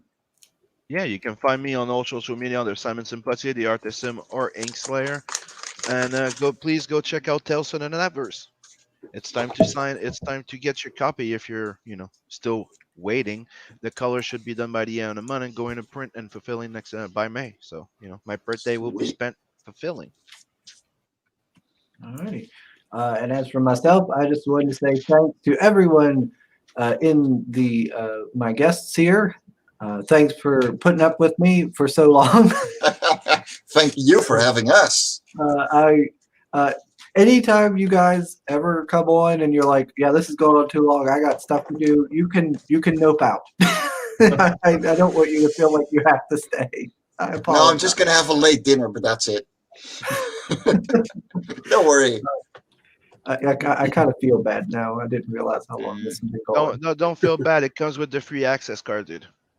They know you can come in and out, and they're Yeah, there. that's why I made that little DM group on Twitter, so you guys can come in and out anytime you want. The only one that's stuck here for the entire show is the main guest, right, Mark? Yeah, I was here the whole time. Oh yes, totally. The whole time. Yep. All right, and I also wanted to say, of course, thanks to everyone in the chat for tuning in and for talking with us. And thanks, as always, to Mr. Soul. He is a champ. Dave says, Chris says you can Yes, leave. he is. Really? Yes, Dave. I'm somehow keeping them locked into this stream. My webcam is actually a prison. Things one does for Big D. Oh, Lordy. So, yeah, thanks, everybody. I appreciate it. And we will, of course, let's see, what's today? Saturday? Yeah, see you all on Monday. All right. Yep. Cheers. Doesn't like Bye-bye. big dick. Later. God damn it.